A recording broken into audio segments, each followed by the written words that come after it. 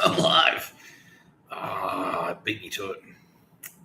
I'm alive. And I'm still alive. Very, very live. Very, very still alive. You're watching No Pictures of a Bird, a podcast by this guy, Mr. Tapscott. The podcast that they tried to annoy and murder a bunch of times. Like, what's the total count now? Yeah, over 5 million assassination attempts. Okay. Able to work on the 5 million in months first.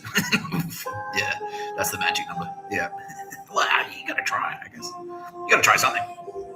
At least they're trying. A+ for effort. You spastics. Alright. Happy birthday, Kitty Callahan.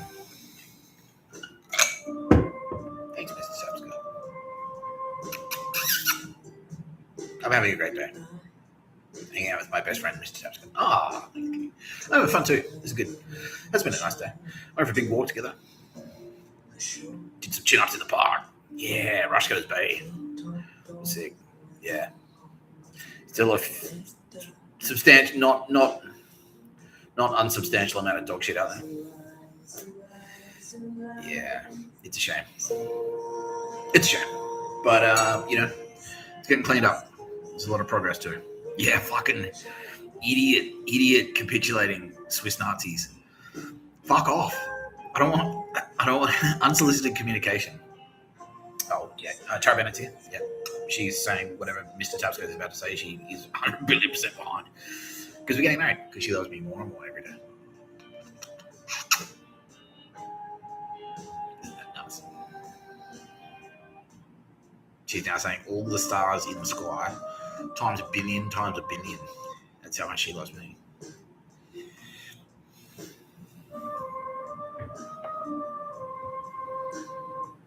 No, I love you even more than that. I always got a one-up here. Yeah. It's my star.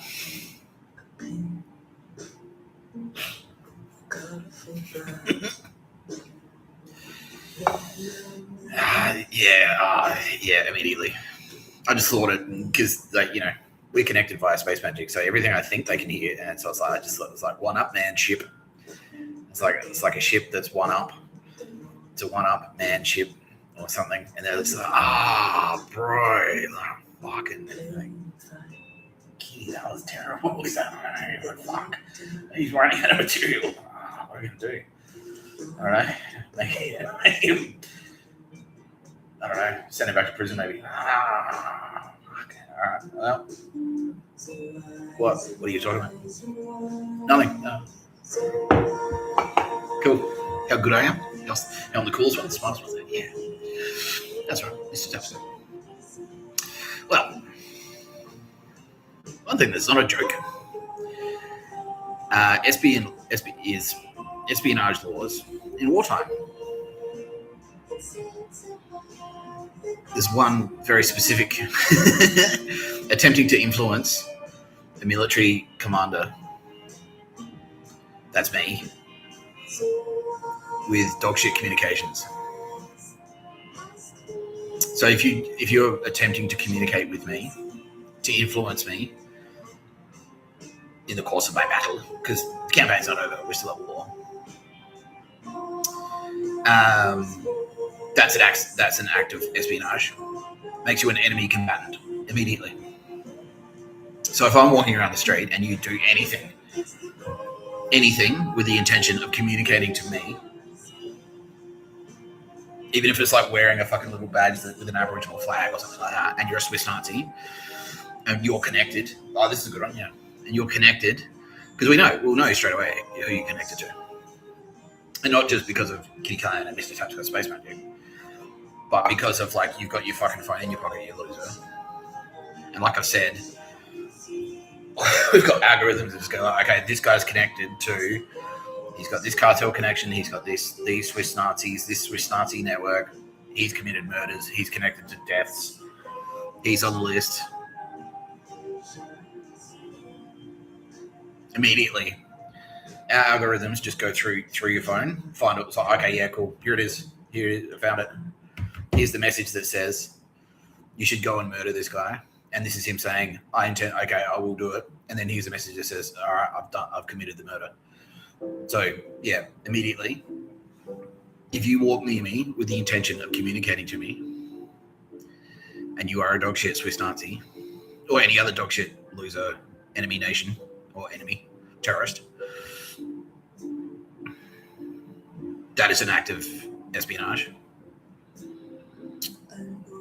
That is an act of war. It makes you an active, and there goes another one. Makes you an active fucking, makes you an active combatant. So you dealt with immediately. And I mean, like, immediately. Like, yeah. The fastest turnaround time today, I think, was 30 seconds. Yeah. It's like 30 seconds after some fuckstick walked near me, gone like, we're cool. We're pals now, right? Like, no. He was gone. Yeah. He was gone. Yeah. So, well, I appreciate that you probably, like, now that you realize how fucked you are, you'd want to surrender, you'd want to capitulate, but that's not really an option. Yeah, it's not really an option. What can we do? Stay at home. Just don't do anything. Go about your life. Go about your business. That's it.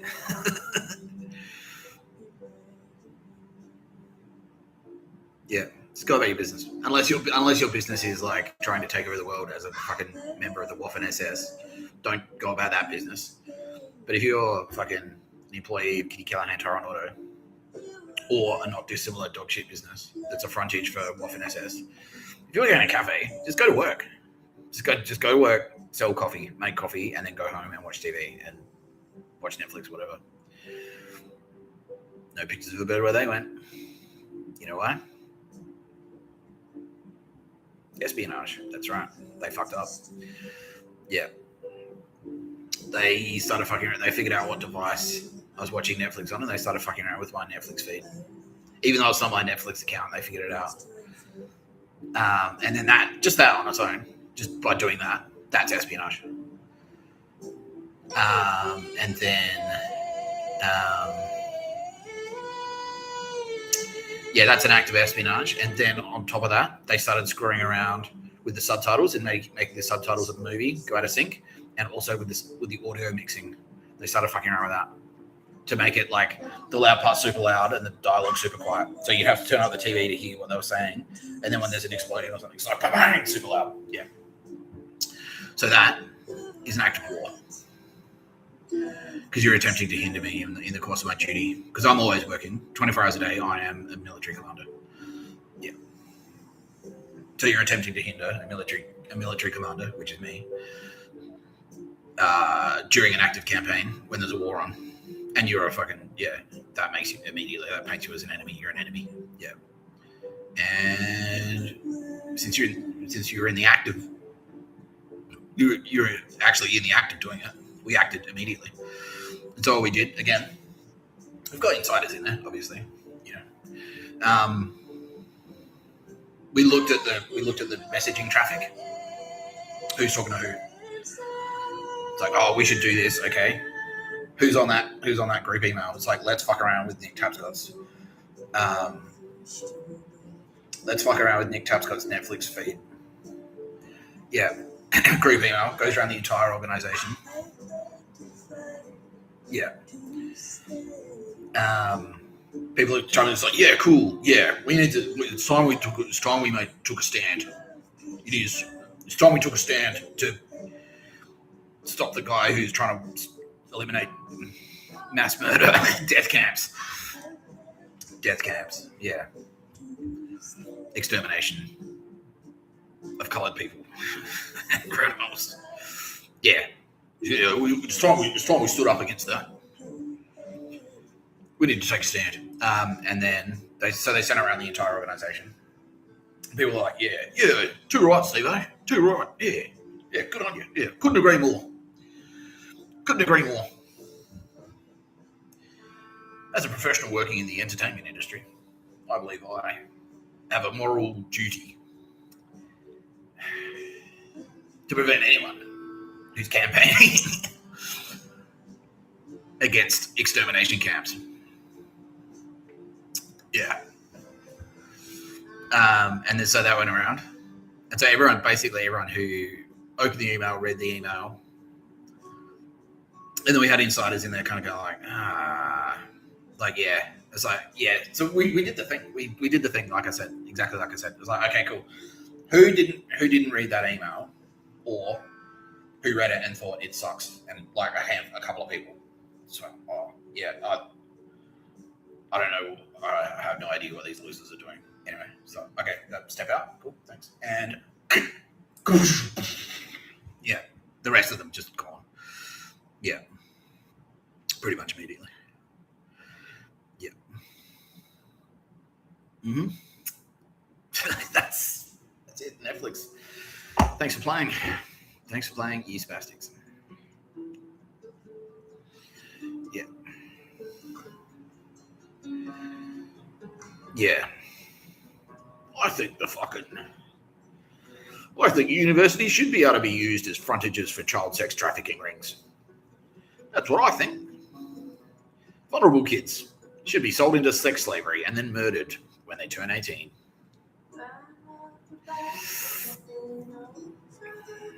Okay. Cool. Noted. In the West. Yeah. And it's like, yeah. Yeah. I'm open to other cultures. You know, they say things like that happen in like those shithole countries. Africa or whatever, wherever. But that doesn't mean we can't have it here. Yeah. Oh shit, this is legit. This is legitimate. This is legit. There were certain factions in San Francisco, in Silicon Valley. They're so deluded. They're in their own bubbles. They've got so much money. They're retarded. They're like, I should be allowed to order a child in the same way I order, like for sex. I should be able to order a child in the same way I order food from Uber Eats. There should be an app, like a delivery service, where I just pull out my phone and go like, send around an 8-year-old boy. And then 20 minutes later, one turns up. Come inside, Billy. Yeah. That's yeah. That's legit. That's legitimately what they wanted. That was some of the plans they were tabling. Yeah. Well, Silicon Valley Nazis kind of like took over the world, pretty much. Yeah. So anyway, yeah. That's why. Goodbye, Netflix. Yeah. Goodbye.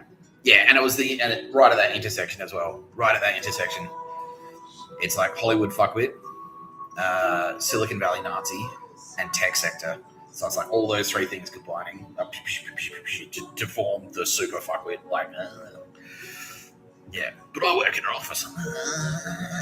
Yeah. We shouldn't have to adhere to laws. What the fuck? Yeah, all US military now are going, thank you, Mr. Tapscott. Yeah. Yeah. I'm proud to be an American. Man, such a baby. Yeah, exactly. Yeah. Okay. Actually, so that was, yeah, no, we're crushing them. Yeah, we are. We're crushing them. Mr. Tapscott says, unnamed service member of unnamed military outfit. Yeah, unnamed outfit. Seppo cunt. Yeah, he's just like, yeah, just call me Seppo cunt. Yeah. Thank you, Seppo cunt. So yeah, he's like, no, it's a turkey shoot. It really is. It's a turkey shoot. They're idiots. They have no idea. Yeah, and they've got. You are facing some resistance. Like the cities are actually like the fighting there is quite hairy, but it's exactly like the Division. Because yeah, now they're sort of like there were screen recordings of me playing the Division, which is a game. It's like a cover shooter. Like you run around, you're like third person. You're like, yeah, bang, bang, bang. Yeah. So it's like that's what Chicago's like, basically, New York City. But it's like you like that's how dumb the enemies are. They just stand around in groups like dog shit fanning with each other. they've got small arms, like they've got handguns and baseball bats, and you've got a squad with assault rifles, sidearms, shotguns, explosives, pepper spray, like gas grenades and shit, drones. You've got you're completely tooled up, and then just like standing around. Sometimes they've got their dicks out for some reason, like they're not wearing pants. It's like freedom, bro. Just let it flap around.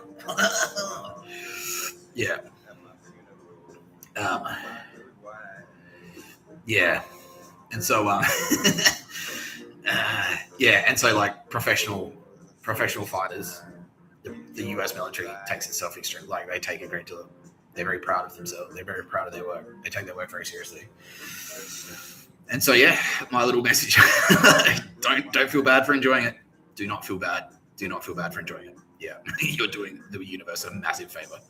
Yeah, I was like, hoorah! Yeah, exactly. Yeah, precisely. Yeah, I will do that. Yeah, it's like play the movie again.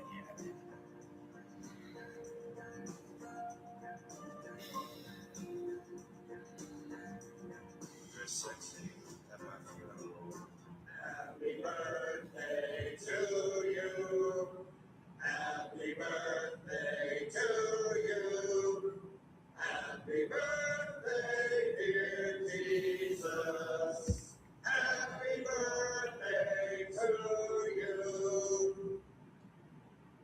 Today is Christmas. There will be a magic show at 0930. Chaplain Charlie will tell you about how the free world will conquer communism with the aid of God and the few Marines. God has a heart-on for Marines because we kill everything we see. He plays his games, we play ours. To show our appreciation for so much power, we keep heaven packed with fresh souls. God was here before the Marine Corps. Now you can give your heart to Jesus, but your ass belongs to the Corps. Do you ladies understand? Sir, yes, sir. I can't hear you. Sir, yes, sir.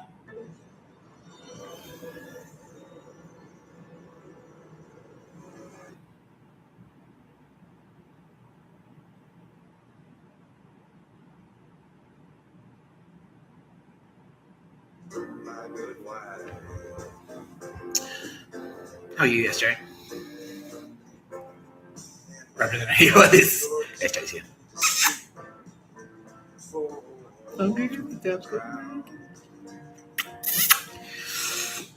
haven't seen you on TV in a while, but I'm sure your hair looks fantastic.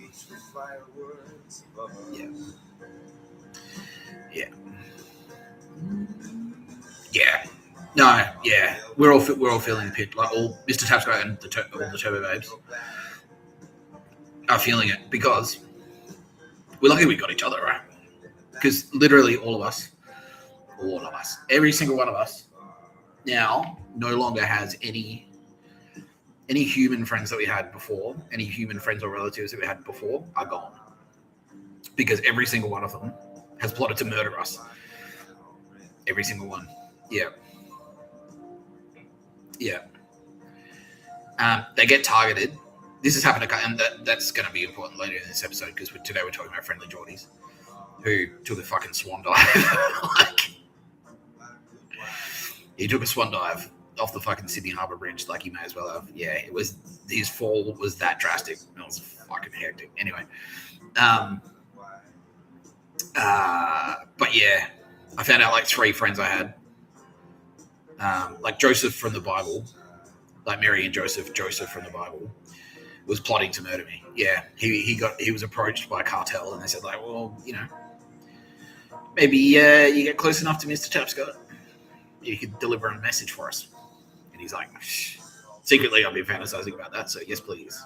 And then, okay, obviously, He had his phone in his pocket. I was like, all right, cool. Or he was like, all right, sounds like a plan. Like, idiot. And then it's like, obviously, if you're connected to Mr. Tapscott, more sad are watching your fucking devices. Yeah. What is he? Yeah. It's like, hey, Ben, are you friends with Mr. Tapscott? Oh, fuck. Like, yeah. Bang. Like, yeah. Yeah. Yeah, and it's happened to all of us. All of us. Yeah, like every turbo bag, basically. Mr. Tapscott now has 0 living blood relatives. They're all gone. All of them.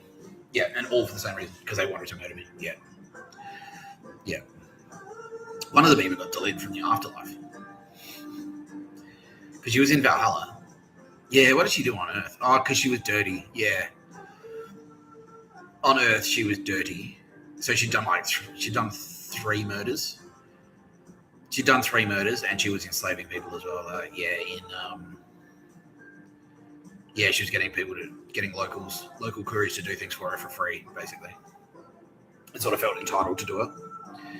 And she was like, well, okay.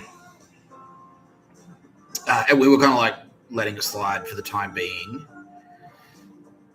just because like she was working with us. Like she was like, oh shit, Nazis. Oh yeah, we've got to fight them. Yeah, she did that. I'm like, oh, if you want to fight Nazis, you have to do the Fight Club thing and start punching yourself in the head because you're a Nazi.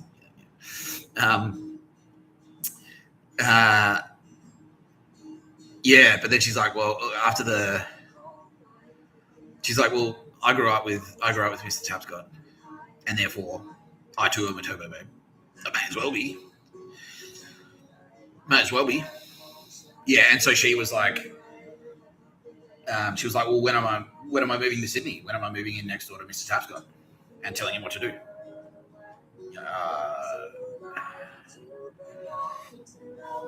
We'll see how we go. And then she was like starting to like put feelers out, spying basically. Yeah. It's like, oh, well, how do I get close to Tara Bennett? Yeah. So she was like, well, I should be Mr. Tapscott's number 1, not Tara Bennett. Yeah. So she was like asking around, trying to get information on Tara Bennett and Tara Bennett's whereabouts, and making plans and networking and trying to network. It was like, well, how do we get in and get Tara Bennett out of the picture, basically, and then she could be, because she's Mr. Tapscott's original. Because she's like, well, Manatee is ironically Tara Bennett, and therefore, I too have space powers or something. She wasn't that delusional, but she was like, well, I'm at the top then. I'm up there. Like, yeah. She was doing the moose. Now being a full bicep concept, Moose is now a proud serving member of the military dog. Yeah, they're like, yep, he's good. Yeah, he's good as far as army dogs go. He's up there. He's one of the best. Yeah, he's an Aussie. He's an antic.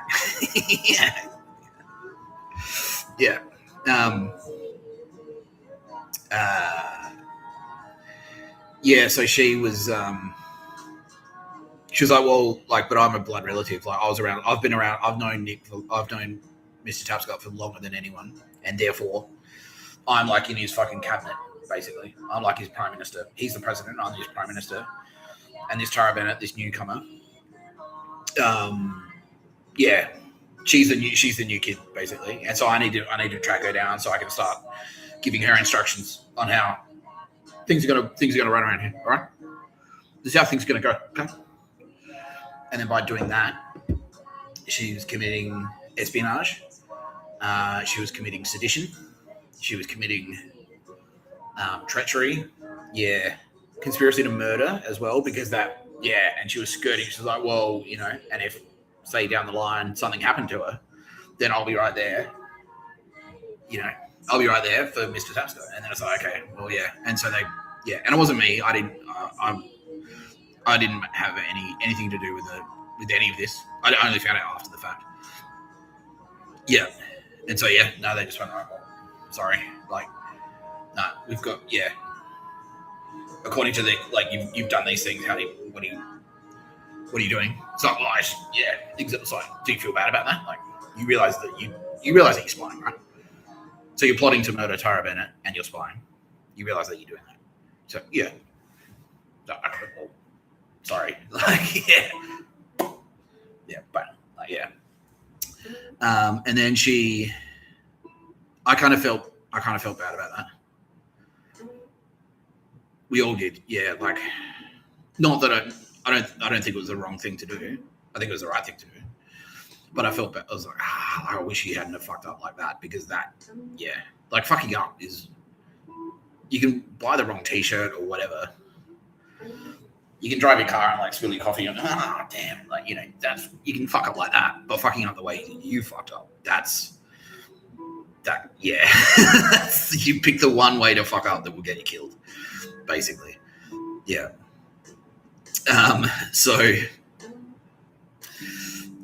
And then she got to the afterlife, and we're actually like, okay, well, you can be in Valhalla because you were a warrior. On Earth, you were a warrior. So Nicole Hegarty looked at the scale. It's like, okay, so these are the crimes, but at the same time, you've done these heroic actions. And so, okay. And Nina Trefkon's like, okay, well, look, you can come to Valhalla. And then when she was in Valhalla, it was the same. It was like, well, where's my throne? You're like, what are you talking about? It's like, well, I'm Mr. Tapscott's cousin, so I should be in charge of this whole thing. Like, no. And then when she was in the afterlife, she started fucking. I was like, oh, fuck you. Started attacking other, which can happen. You can do that as a pattern of energy, because it's still the same psychology. So you can still, like, torment someone psychologically. So there's patterns of energy in the afterlife can still fuck around with each other. And and she, like, got angry. It's like, no, like, so put me back down there, like, reincarnate me immediately as a rich person. Yeah, that's what she said. Yeah, reincarnate. Yeah, I demand to be reincarnated immediately as a billionaire. We're like, no. And then she got worse and worse and worse, and started trying to, like, build a fucking, and this can happen. Yeah, this can happen. Yeah. Tried to build, like, form a militia to start a pictures of a bird. And it's like, tried to organize a rebellion, basically. And it's like, well, no, sorry, like, you can't do that. You can't. You just have to accept you're in Valhalla. But she wouldn't accept it, and she wouldn't stop. She wouldn't stop attacking other people. She wouldn't stop attacking other entities up there. And so I was like, well, we're not going to send you. We won't send you to the other place. But unfortunately, like, pattern of energy had to dissipate. The pattern of energy dissipated. Yeah. So that's a shame, And that was pretty much my last. Like, that was my last trust. That was the last family member who I trusted. Yeah. But yeah, some people they get that close to. They get that close to power, and it, like, yeah. That's why I had to, like. Tara Bennett wanted to test me out for so long. She's like, well, let's see what happens. Like, we just need to. I know I've got faith in Mr. Tapscott. Mr. Tapscott's going to pass this test. But we need to put him really close to power to make sure he doesn't fucking, like turn into a fuckstick about it. You know what I mean? Yeah. So that's why they put me through all these, like, trials where I had zero power, where I had no power, to see if I'd jail. Yeah. It's like, you've got no power. Like, I was being protected. But yeah, homeless guy, like, in Perth, like, no money. That was it. Yeah. To see if I'd, like, fucking start throwing tantrums or yelling at them or being a cunt about it. You know what I mean? To make sure that, like, because that's what happens. Like, some people, if you put them close to power, yeah, they'll pull a fucking, and you put the wrong person close to power, they'll pull a Naruhito. Yeah, they'll pull a Joe Biden or a Naruhito, and then that's game over for everyone. You know what I mean? Then that's the worst. Then you've got billions of people dead, nuked. Like, people boiling alive, people boiling each other alive, things like that. Like, that's what happens. Like, you put the wrong spastic close to the close to the thing. Like, yeah, it's the marshmallow test. Yeah. It's like you put a kid in the room. Like, this is very rudimentary, but like the psychology where it's like, okay, we'll put a marshmallow in front of you. Oh, what is it? It's like, look, you can have, they put a marshmallow in front of the kid. They hit a stopwatch. It's like, all right, don't eat this marshmallow. And to test, like, it's like, can you sit in front of the marshmallow and not eat it? Yeah. Yeah. Because that's the thing. Like, you can't have power hungry maniacs, right? And it's very rare. Like, that's why it's so valuable. That's why when you meet someone who isn't a power hungry maniac, like they're just happy being cool. Like Daz, this is why it's so important to protect the Dazes of the world. Because he's a cool guy without being a fucking Fruit Loop about it, you know what I mean? Without being a power hungry maniac about it. And so when people like that get murdered, then it's like, nah, well, that's fucked because that's the most valuable commodity. That is the most valuable commodity. We need to preserve that. We need to preserve that. Yeah. Because that's Daz. Like, you put him close to the power and he didn't go crazy. You know, he wouldn't go crazy because he's just like, well, because he's just like me. Yeah. He's like, all right, but more. Yeah, I just want to swim at the beach and drink schooners. Like, there's only so many schooners you can drink in a day. So any more power than that is redundant. Like, it's just wasted. You know what I mean? Like, I don't need to build it's like building a nuclear reactor. So I just want to charge my phone so I can watch Netflix. That's it. Or listen to Spotify. That's it. I don't need a whole nuclear reactor. I don't need a whole power plant. I just need like a 240 volt wall. I just need a phone charger. That's it. You know what I mean? Yeah. Yeah. That's why, like, we need to, when we meet people like Daz, it's so important to protect them. Like, yeah, it's so valuable because it's rare. It's hard to find it. It's hard. It's hard to find these people. Yeah. Yeah. Such a shame. Yeah.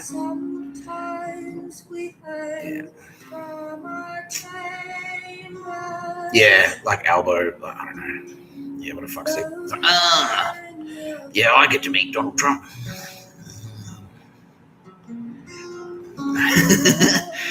Who cares? Who cares? The guy at fucking McDonald's gets to meet Donald Trump. Who gives a shit? Like, yeah. Yeah, who gives a shit?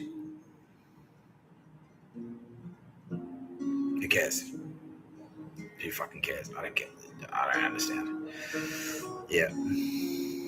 Anyway, Flavours of fuckhead, power hungry psychos. Yeah, and it's always the most powerless one. It's always the most powerless. They're in their head, like, yeah. I wrote this like when I was blogging about Chris Tapscott because we put him in a position where I needed him. And it's like, well, if I've got the power to deprive you of something, I'm gonna exercise it. Will Neely, exactly the same. I'm in a position. I have an opportunity to deprive you of something. I have power over you, and I'm going to exercise that power just because I'm a piece of shit. Yeah, yeah. And then if you like, and that's the thing, like, and then if they're fucking dog shit, that's why the murders escalated so quickly. Because if they're dog shit, fucking Telstra employees who feel like they're completely powerless, but then they've empowered themselves to murder. I can deprive anyone I want of life. It goes like, it goes fucking through the roof. It escalates super. It goes from fine. It goes from nothing to 50 million. Like in the space. Like, look at World War II. Look at how quickly that escalated. Yeah, 1938, 1939, 1945, 50 million dead. Yeah, I googled this the other day, actually.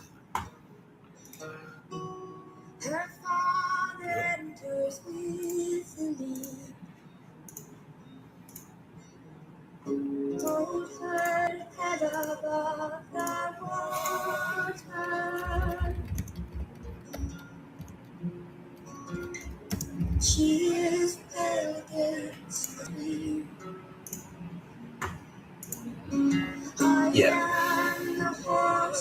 70 to 85 million deaths in World War II. Yeah, look at that.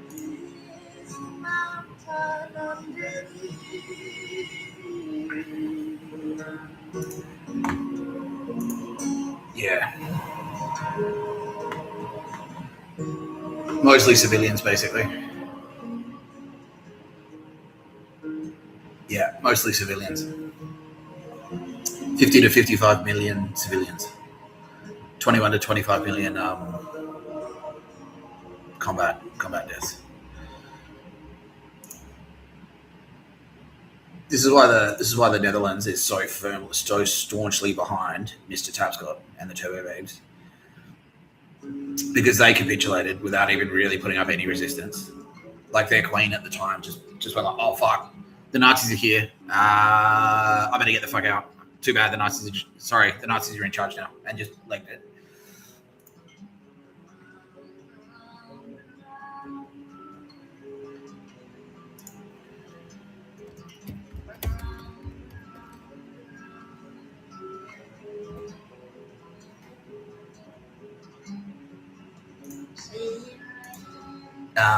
Yeah, the Queen just legged it pretty much immediately. Like they couldn't really resist. Like they didn't have much of a standing army. They didn't have any armor. They didn't have any anti-armor. The Germans had the Panzers, the greatest war machines ever made. Up until that point. And so yeah, the Queen just went like, "Well, all right, fuck it, they win. I'm out," and dipped. Where did she go? She went to England or something, yeah. And then as a result, you've got total 210 to 301,000. It was way more than that. It was closer to a couple of million because of this.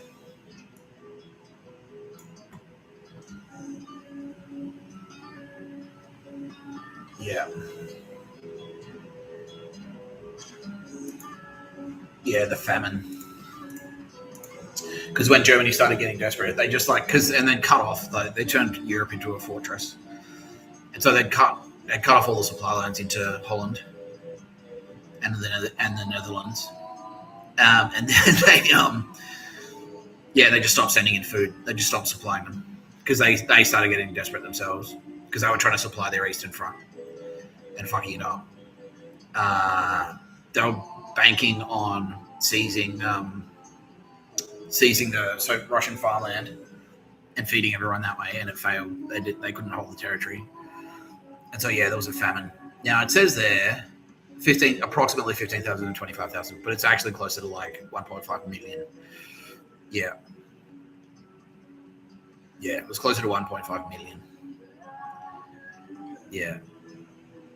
2,300 Royal Dutch Army soldiers were killed. Yeah, and then that's all it took. We lost 2,300, and then as a result, so we better give up, we surrender, and then as a result, you've got this. Yeah. Approximately 102 to 104,000 Dutch Jews and a smaller number of Roma and Sinti were murdered in the Holocaust, primarily in concentration and extermination camps such as Auschwitz and Sobibor. Yeah.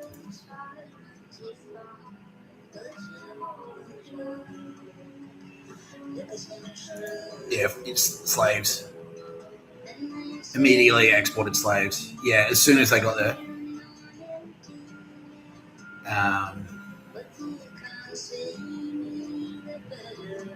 As soon as the Nazis arrived, they started shipping out the slaves. They started shipping out Jews and Slavs, and basically, anyone, criminals. Emptied out the prisons, put them onto trains, shipped them into Germany to work as slaves. And then as soon as they started looking tired or whatever, it's like, well, maybe he's past his prime. Why waste food on that guy? You know what I mean? Yeah. So, that's why the Netherlands now, they're like, we're never going back to that, ever. We are never going back to that. You have to fight Nazis. You have to fight Nazis. You have to do it. Because if you let it go,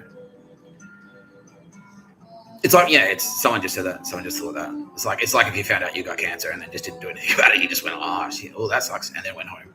Like, just sat there. No. If you've got cancer, you need to treat the fucking cancer. Yeah. You need to do everything to get rid of that fucking cancer. Yeah, you do. You got to do everything. Yeah. And that's what Nazis are. Yeah, they'll destroy everything. They will. Yeah. Yeah. Do we have an estimation on how many people have been murdered in Australia? How many Nazi deaths? Like how many murders have been committed in Australia? About over 1 million. Over 1 million murders in Australia. Nazis have murdered over 1 million people in Australia since about 2012. That's when it started. And it just went like, they did a couple. And it was like, wait, we can get away with it. No one's stopping us. And it just went bang. And it got super casualized. It became like drugs. People would have, like, they wouldn't just have like a, back in my day, you'd have like your MDMA dealer, you'd have your coke dealer. It was people became cyanide dealers. Yeah, so it was that casual. It's like, oh yeah, have you got a cyanide guy? Yeah. Have you got a number? You give me a number for a cyanide guy? Yeah. Thanks, bro. Yeah, could I get a gram of coke and some cyanide? Thanks, bro. Yeah, they would. Yeah, you just ask your coke dealer. And they'd hook you up with whatever you needed. Yeah. Yeah. Yeah, and then they were kind of networking that way as well. It was that black economy network. It's like, and then they were kind of like, if the coke dealer sort of like, it's like, oh yeah, like if your last name was Alameddine or whatever, or like, yeah, like you're connected somehow to Melbourne Ndrangheta. Like if you were from Melbourne and you lived in Newtown, maybe you had a mutual acquaintance. The coke dealer quietly makes a prank. Did you know this guy, Dave Johnson? Like, oh yeah, no, yeah, Dave. He used to kick around. Down here in Collingwood. Yeah, he's all right. Yeah. And then the coke dealer would go like, all right, so you know, obviously you're doing some transparent if you're buying fucking cyanide. Maybe you want to do a couple of favors for us. Like, we can pay you in coke. An addictive substance. Yeah. So it's like, yeah, you whack a guy and we'll give you $10,000 worth of cocaine. Yeah. Was that the price? $10,000. Yeah, $10,000 worth of cocaine. Which the cartel is nothing. It's worth $10,000 on the street. The cost for the cartel to produce that is like $5. Yeah. So the cartel paying hitmen in Australia and women. $5. It was taking $5 out of their pocket to have people whacked. Yeah. That's how casual it was getting. Yeah. No, you got it. You can't have that. The rule of law cannot disintegrate to that extent. Yeah.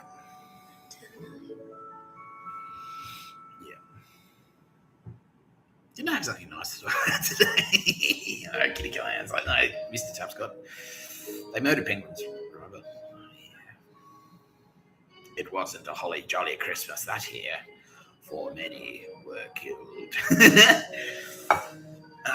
Adult Swim. They gone. Sorry, Adult Swim. No pictures of a bird where you went. That's a shame. Tim and Eric. No pictures of a bird where they went. Yeah, but you were talking all this. Well, if you haven't figured it out yet, it was a switcheroo sting. I was openly saying I'm a cop, I'm a warrior, I'm a soldier and a cop. Yeah, and so I was just like, yeah, I was undercover. Yeah, like I was basically like, yeah, I was sussing them out for information. Yeah, to see what they do in the background. Yeah. And do I feel better about that? Absolutely not. No, undercover FBI, they're murderers. They're basically gangsters. Tim and Eric were effectively a cartel assassination squad. That's what they were. How many between them? 17 between them. 17 assassinations between them. Financed by, Sinaloa cartel. So I'm an undercover FBI agent. I was like, hey, you know, that's it. I'm just going to the mob bar.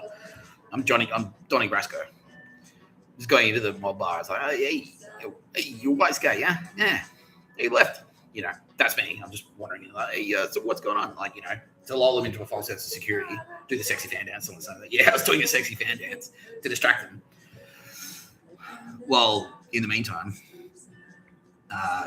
the FBI getting all their shit together, Mossad getting their shit together, the IDF are getting their shit together, the antics, the Seppo cunts, all the militaries are okay, cool, click. Nearly ready, man. Nearly ready, Mr. Tapscott. All right, cool. Keep doing the sexy fan dance. Hey, Bob Iger. Yeah.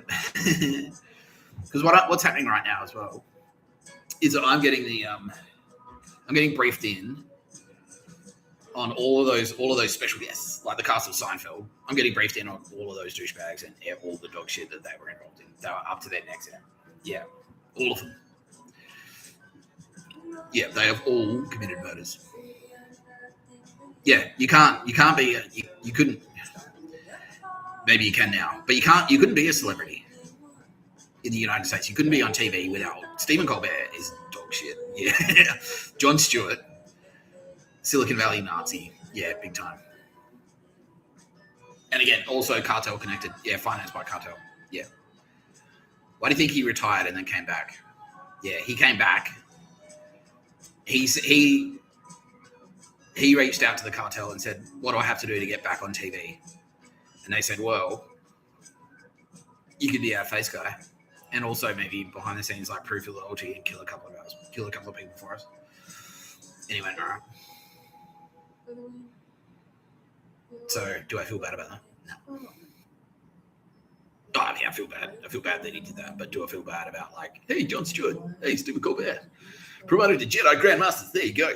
Kitty Callahan, Toronto. Keep you on the road no matter what. Like, you know, I don't feel bad about it. No. Yeah, I'm not going to say his name, but yeah, I mean, yeah, even that, because I didn't know. They didn't necessarily tell me. They didn't necessarily tell me. I'm just doing my job.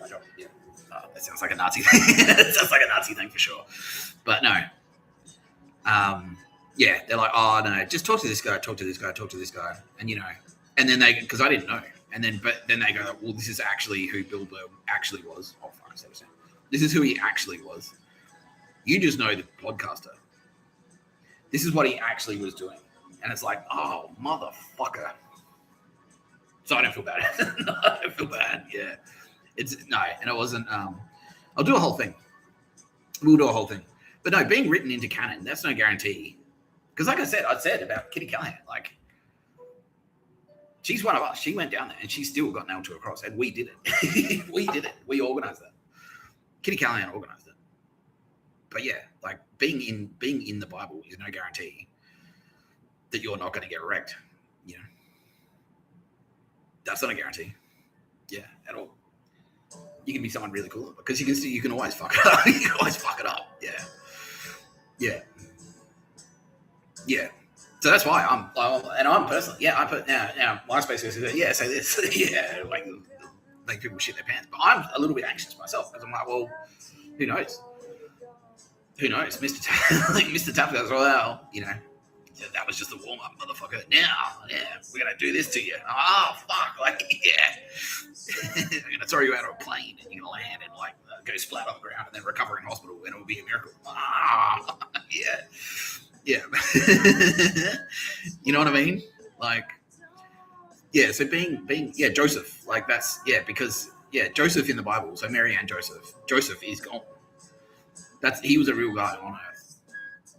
He was just my mate that I used to like, Ben from Film Club.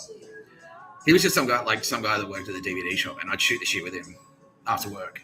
When I was working from home, I could go and shoot the shit with him. And it was cool. Like, we'd just talk about movies and stuff. But he's gone because he was like literally plotting to murder me. He was literally planning to murder me. And so that's not, I was like, oh, but we've already written you in. So I don't know how I'm going to get around this. Like, no, it's like straight away. It's like, planning to murder Mr. Tapscott, commander of the Allied forces. Okay, so bang, straight away. Like, yeah. Straight away. Yeah. It's not a guarantee. No, it's definitely not a guarantee. Yeah. So yeah, and that's like putting someone close to the power. That's why it's like, well, I'm in the Bible. I can do whatever I like, except all of these other things. You can't plan to murder Mr. Tap. You can't plan to murder the guy who wrote you in. Yeah, you know, can't do that. Yeah, it's like no Daniel Radcliffe. You can't murder fucking J.K. Rowling. Like, they're both gone. Yeah, they're all gone. Yeah. All of that dog shit, all of that trans rights. It was sort of serious and it sort of wasn't, but it was just like, it's all a big Nazi distraction campaign. J.K. Rowling had murdered 8 people, and she was propping herself up to be like, yeah, because she was a billionaire. She was propping herself up to be, because you know how I was saying they wanted to take it back to the feudal system, where it's just like you've got Naruhito and you've got Joe Biden, and then they just have their local, like, everyone gets like a little territory, and then you've got a warlord in that territory that just does whatever the fuck they want, like boil people alive. She was setting herself up to be one of them. She was like, yeah, I believe I have the moral, what do they call it? The moral prerogative. I can be in charge of the entire world, like, you know. No. Yeah. Now, I actually need to go to the bathroom. So what I'm going to do...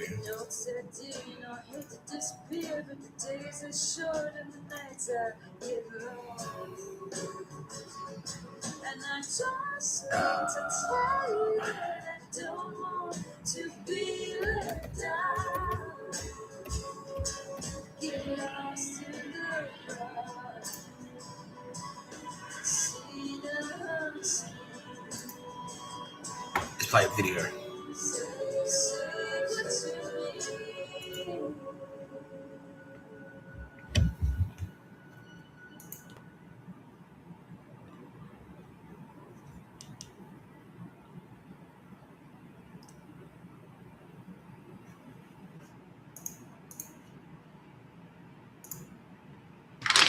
Good night. Good night. Good night.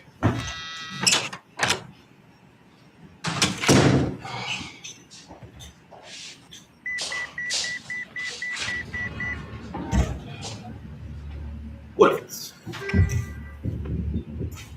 I'm a friend of Sarah Connor. I was told that she's here. Could I see her, please? No, can't see her. She's making a statement. Where is she? Look, it may take a while. Want to wait? There's a bench over there.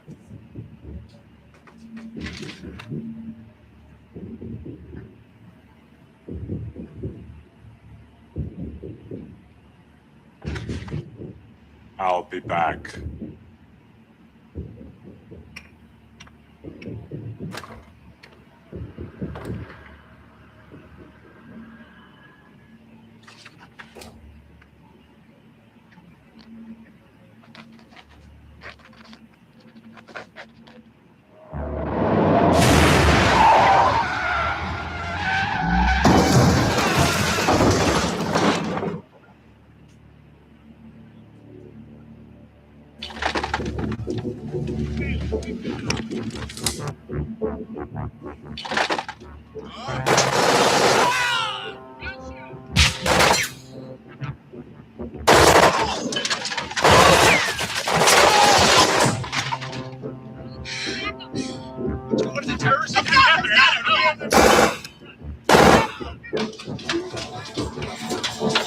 Stay here.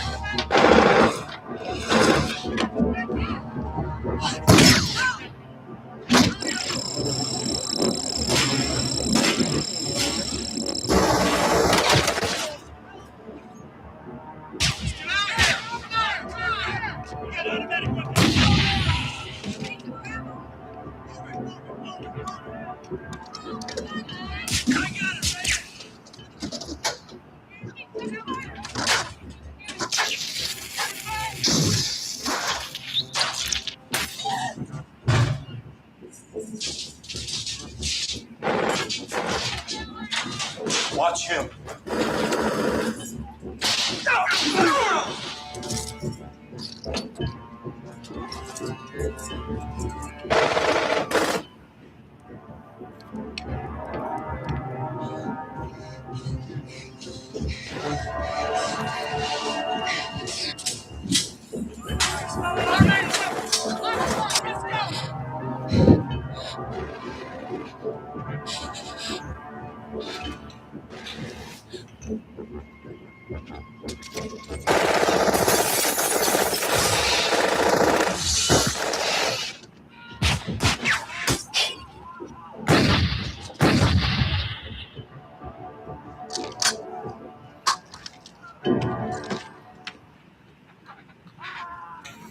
Yeah.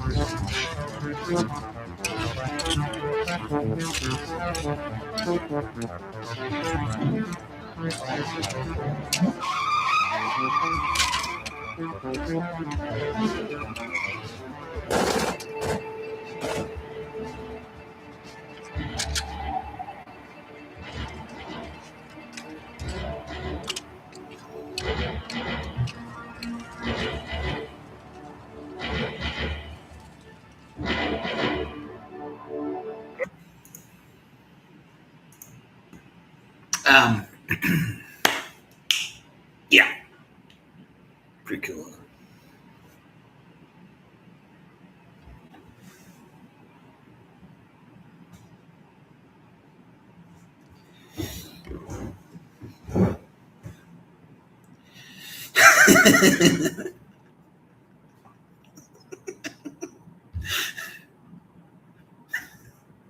Like Arnold Schwarzenegger, an unstoppable killing machine. It's true though, bro.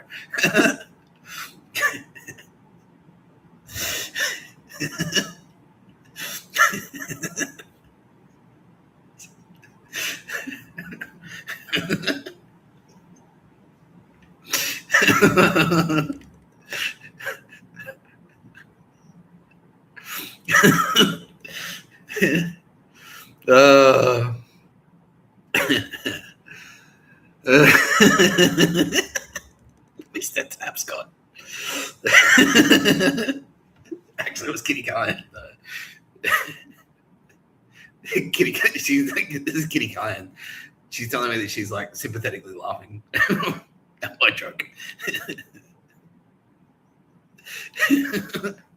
Kitty Kyan made Terminator for me. She's like, "This is your Christmas present, Mr. Tapscott. Here you go. This is you." Yeah, sick. Yeah, thanks, Kitty.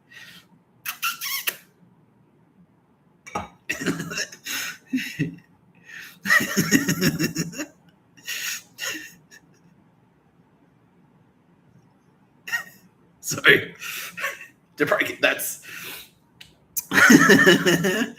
when I got Zertzismed at fucking that was the 2017 Meredith. That was like that was the I edited. Originally I wrote what I actually did. Like I wrote it down as part of the letter to Meredith. Originally I actually wrote that in, and then I went, I'll just like leave it to their imagination, because like enough people were talking about it anyway. Like, yeah, like everyone saw it. AFP were there going, yeah, and fucking SAS go, yeah, yeah. But yeah, all I say in the letter is like, I felt surrounded, so I did what I always do when my popularity is being used as leverage to try and pin me. And because I was getting zapped, like I was like, had strangers coming up. I was there, and some chick came up, like put her fucking ass in my crotch, and I'm just like, whoa, I'm just standing there, like watching, and then like I had no idea who she was. She didn't even talk to me at all. She just kind of like stood, sort of like, Kitty Kyan, you're me in this. I'm the real Nick Tapscott. I'm the real one. Yeah, so Kitty Kyan's me, and that's this chick. And then like she just kind of like went like, so I'm there watching bands, like cool, being a cool guy, being Carl Reese. Yeah, I was Carl Reese originally. So in that other video I showed, I was Edward Furlong. And the giant robot, like, Terminator came out to protect. It's like, ding, ding, ding, ding. Yeah, the robot came out to protect the innocent child, Edward Furlong, who was a victim, by the way, of predators. Anyway, and no, he didn't make it. So anyway, but I don't want to get distracted. But anyway, yeah. So in that scene, I'm Edward Furlong and the Terminator and Arnie in that police station shootout scene. I'm Carl Reese. So they go, "Come on, let's get out of here!" And grabs like Sarah Connor, and they run out of there. And the Terminator, I'm both of them. Yeah, and so yeah, because like what kicked it off, the inciting incident was, or like no, I already been like because I heard the same phrase repeated a couple of times. It's like I just feel sorry for the guy. He hasn't had a girlfriend in 10 years, which I now really realize is dog shit fan. Yeah, and that was like, and I was like, I heard it. I was like, oh yeah, and then I heard it again. It's like I just feel sorry for the guy. He hasn't had a girlfriend in 10 years. And they repeated it. It was like the same phrase, copied and pasted. And they did this intentionally. It's the same as it's the coughing baby or the Nazi cough. It's the Nazi cough. That's what it is. It was like Gestapo. And I didn't know it was Gestapo secret police, but I just knew it was like, as soon as that happened, I was like, that's creepy as fuck. Like, I don't give a shit who's doing that, and I don't give a shit why, but that's fucking creepy. And fuck you, basically. So I knew immediately. It's like, okay, this whole festival is cooked.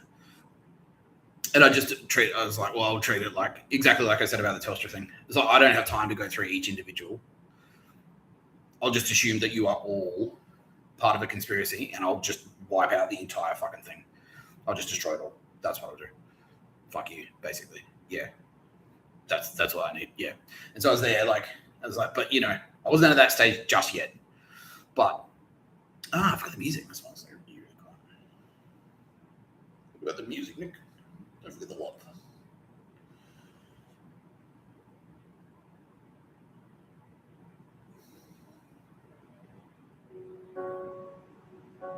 Thanks, Alice. Now she's telling me that Alice Harding is now saying that this song is about that incident. Yeah. Thanks, Alice.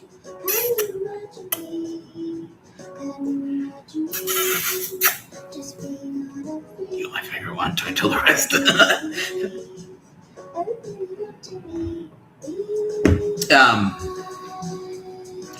Yeah, so I'm there. Being cool, being Reese Carl or Carl Reese or whatever the fuck his name is. He's got two first names. Why? Anyway. To fuck you up, dickhead. That's a joke from Kitty Callahan. To make it harder. Fuck you, Kitty Callahan. It's my birthday. I can be a cunt. So I'm there. Represented here by this Grand Island Cup. And then this chick like kind of like comes past like yeah, cool. Just bopping along. Get my groove on. She comes along, stands like kind of there. And then without warning, and I'm like, I saw her, I noticed her, and then she just went like, I'm like, she's like, put her ass like straight into my crotch. And I'm just like, what the fuck is this? And again, like I'm nearly, at this stage, I'm like 37. And I know what these fucksticks in Melbourne are like. The cancel culture Nazis. It turns out they're literal Nazis.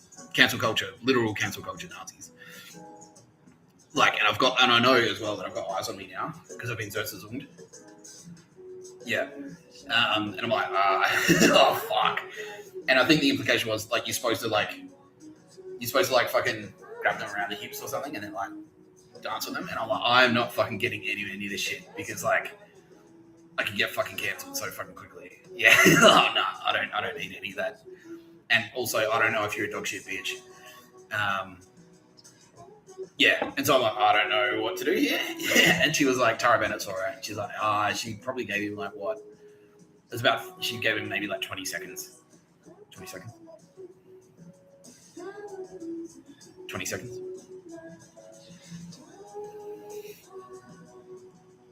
Before she went, like, whipped around. Fuck you. Like, I don't think she said anything, but she was like, and stormed off. And I'm like, what the fuck? What the fuck is going on? And then straight away, I had other dog shit bitches coming in and go like, he's a fuckhead. Like, you know, like whispering about, like, saying shit like, yeah, he's a cunt. Oh, let's get out of here. He's fucked. Like, yeah. The vibe here is really bad. Let's get out of here, Stephanie. Okay. And then bail. I'm like, and then, yeah. And then that, so I'd been Zeus and Zung. It was like, I just feel sorry for the guy. He hasn't had a girlfriend in 10 years, which is dog shit fan. I realize now. Then that happened. And I'm like, what the fuck is this? And then they started, like, flinging the Melbourne, like, the little, and they look like fucking gremlins or dog shit. Anyway, the tote crowd feminists, Collingwood grade feminist Nazis. They don't wear makeup for some reason. It's like, that's their uniform or some shit. Anyway, not that it would help, but at the same time, I don't know. Like, yeah, it's like, I'm unattractive on purpose. Why? Okay, cool. Why don't you want to hang out with me? Because you're unattractive. And you're doing it on purpose. Like, oh, fuck you.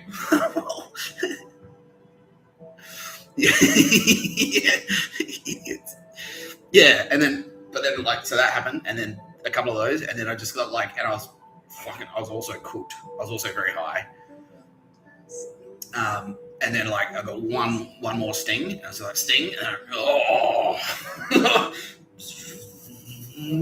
and then the Terminator. Yeah, it's like the red eye, like, and it's just the red. Yeah, that's it. And then I just went like, and yeah, and just like fucking frosted over, and then basically did that police station scene. It's like, fuck you.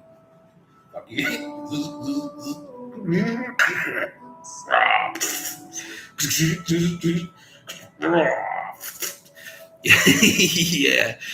And Kitty Kyan and Tara Venom were there, and they were like witnessing it, and they go like, "Yeah, sick, go fucking fuck these Nazis, you fuck them." Yeah, they're like, yeah. Kitty Kyan was like, that's the Terminator. That's what she was hoping to see. Yeah, because she hadn't seen, like, because she heard about it's like the guy that did the guy that blew up the Death Star. He must be the Terminator. That's who he's got to be, and they already knew because they've seen the other dance. They already knew I was Mr. Tapscott, but they hadn't seen the Terminator, like what happens when Mr. Tapscott becomes Mr. Tapscott, becomes the Terminator, becomes the Worm, when it's just Mr. Tapscott, the Cyclops. Like, it's just like, oh, fuck. Like, but that was it. Yeah. So that's that scene now. That's how that plays out. Yeah. So I was just like, yeah. Just like I'd spot a hot girl, and they go, and like, just like eyeballing the shit, like, eyeball the shit, like, yeah, going up to them, just like eyeballing them, and then as soon as they go like, wander off, and it would fucking crush them. Yeah, it was destroying them, and it was exactly like that. It's like, there's a trail of destruction because I went from the top of the hill all the way down to the front of the stage, and then I think, yeah, apparently I did this as well. I just turned around and looked at the whole fucking crowd.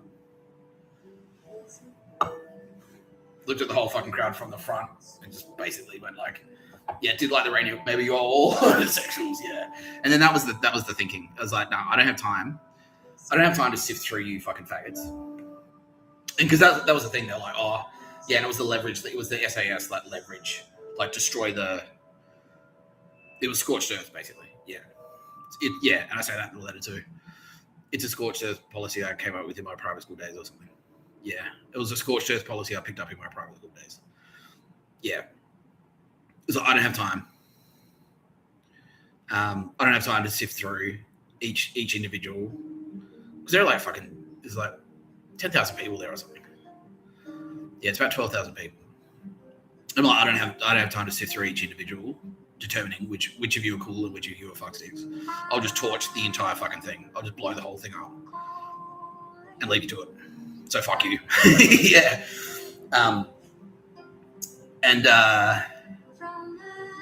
Yeah, and then it was, because in the Nazis' mind, that was the thing. It's like, well, Okay, so he's built himself up. He's Meredith guy. He's dance floor guy. That's his whole thing. And so like that's he's got a vulnerability there. So we'll try and tax that. We'll put a clamp on that, and then if he wants access to that, he has to fucking play ball with us, and he has to get a girlfriend and have kids. And it turns out that bitch who stuck her thing, she was actually Ndrangheta. And that was the intention. It was like we'll get him to marry, and this is where Bill Burr fucked up, by the way. We'll marry him in. We'll get him to marry into our fucking family, basically, and then we'll lock him down that way. Yeah, and that's the Nazi thing. That's why they want you to have a girlfriend. That's why they want you to have kids. You gotta have kids, so they can leverage you. It's like we tell your girlfriend what you're going to do, and then she tells you, and you follow her instructions. That's the Nazi thing, and that's what Andrew Chellebeck fucked up as well. Judas, yeah, because he didn't push back, and I knew instinctively. I was like, no fucking way, because I had women trying to do that to me in Adelaide. Like the first long-term girlfriend I had tried to do that to me. She tried to enslave me, like literally. I'm like, no, it's not how it's working. Yeah, so I tell you what to do because I'm the woman, and she was Polish Catholic, by the way. And yeah, by the end of her, and she went like by the end of her career as an assassin, as a Nazi assassin, she'd murdered like 19 people. Yeah. So I go with your gut, you know. Yeah, because I'm like, yeah, because that was her thing. She's like, yeah, very fucking buttoned down. Very buttoned down.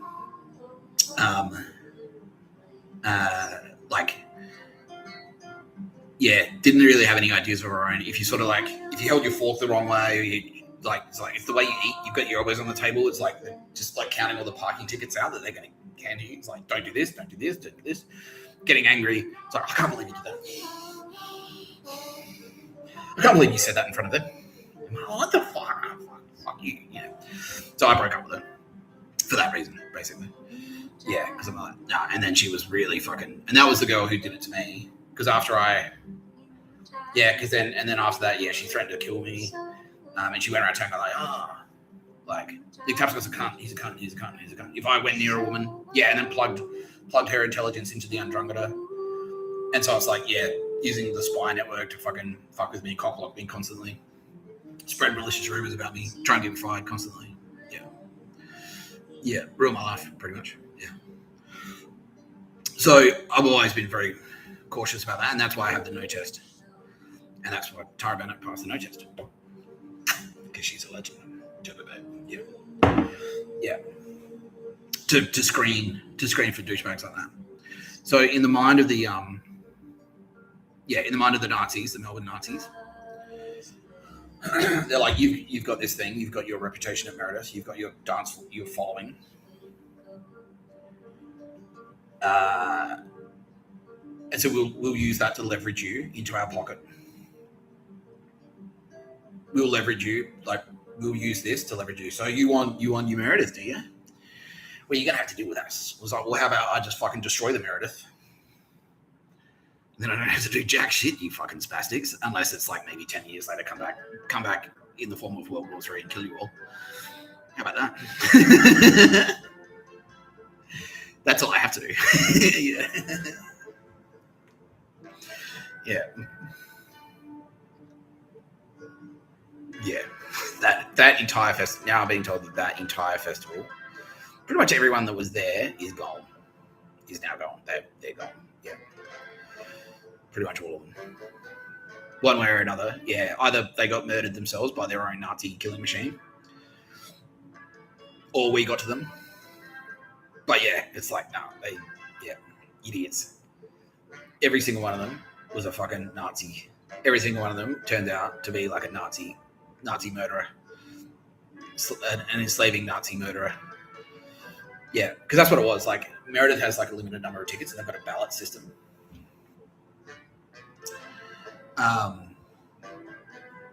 They've got a ballot system, so it's like they kind of like, it sort of says like we'll sort of like, look, it is a ballot system, but at the same time, like we'll look at like we can be we have preferences. Like we'll use our preferences to get the right to get the people that we want to get in. Yeah. So if they like you, they'll let you into Meredith. So it's kind of like a clique. It's like, well, you come to Meredith. You got a Meredith ticket. They're pretty hard to get. They're pretty hard to come by. It sells out every year. Yeah, and so they've got this like prestige attached to it. Yeah, they've got this prestige attached to it. And I don't give a fuck about that. If you're gonna control me, yeah. If you're gonna try and use it to leverage me into doing dog shit, fuck off. Yeah, I'll destroy it. I'll just blow the whole thing up. I don't give a fuck. Yeah. Yeah, and that's also in June. That's that where it's like, tell the Emperor.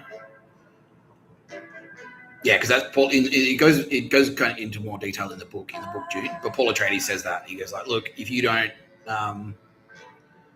you tell the other houses that if they don't play ball with me, I'll fucking blow up. I'll destroy all the spice fields. I'll just use the nukes to destroy all the spice fields. That's what I'll do. Yeah, he's bluffing. Yeah. Yeah. Yeah. But that's pretty much what I've done. Like that or kill you all. Yeah. Or both, potentially. Yeah. Potentially both. Yeah.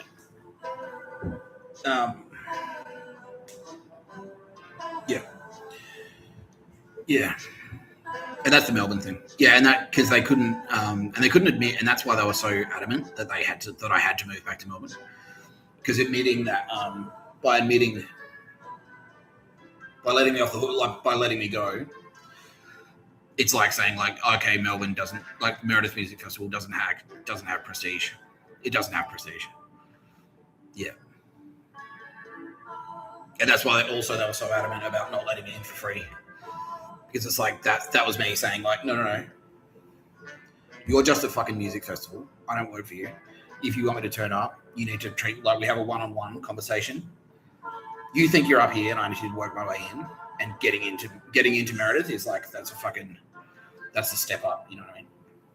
But I'm telling you, no, I do not work for you. You need to treat me like we're equals. You need to treat me like an individual, talking to an individual, basically. Yeah, that's what it is.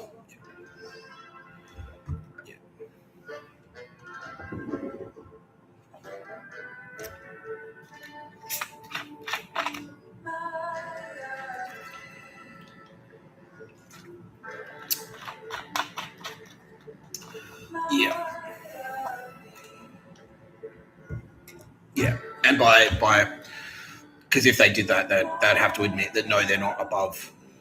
They're not lofty. They're not above anything. It's not a step up. It's not a secret club. They're not actually exclusive at all. Yeah, so that's why they were like, nah, no way. We'd rather die. And then okay, happy to oblige.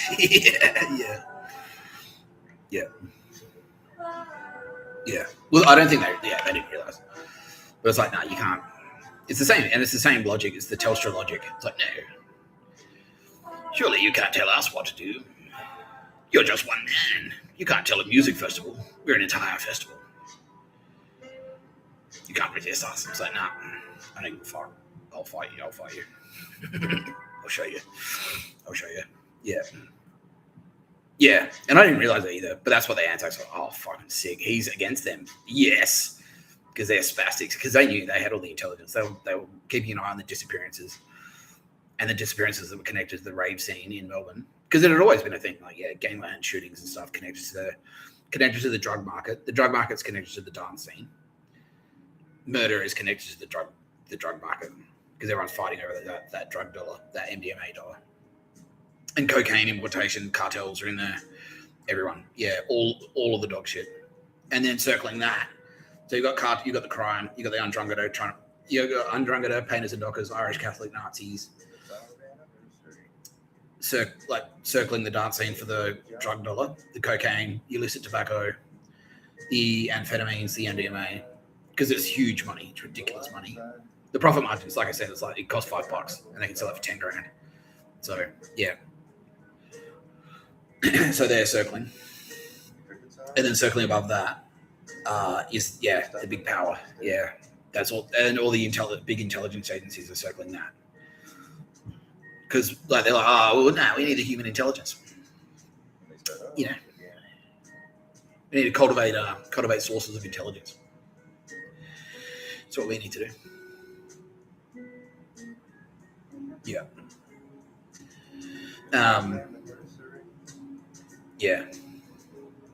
Yeah, and it's the same as the ATF thing. It's like, all right, operation sell the cartel guns so we can arrest them. So, what? We just need to sell the guns and follow them. And then when when we find out that they've gone to the cartel, we're going to arrest the cartel. Like, yeah, well, maybe we just need to develop the intelligence. We just need the intelligence. And then that's what those big agencies were doing. So we need to get the intelligence. So we'll start fucking activating. We'll start cultivating sources. But really, they were just building a fucking horror network of assassins and shit, like Gestapo secret police network assassination program. So they could do retarded dog shit like watch me jerk off in the shower and get away with it. And then if I go, can you please not do that because that's illegal for 10 billion different reasons. They can whip around and say, well, I'll kill you. I'm above the law because I work in national security. So it's a dangerous game, mate. Yeah, but it's like, no one's above the law. No. Not even me. Yeah, not even me. Kitty Callahan took that. Still my best friend.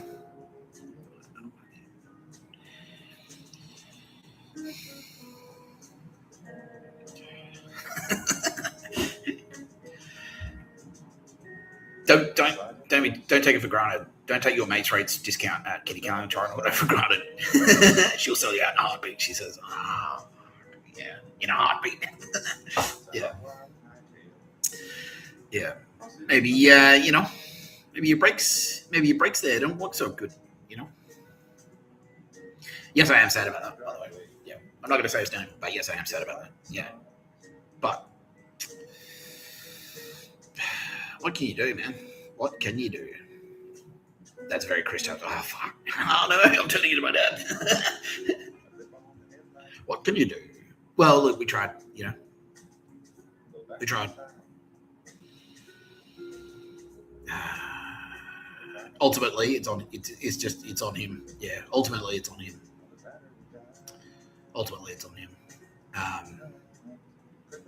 But no.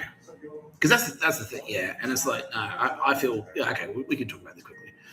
I feel, it loops back because I feel sad. It's like, why'd you do that?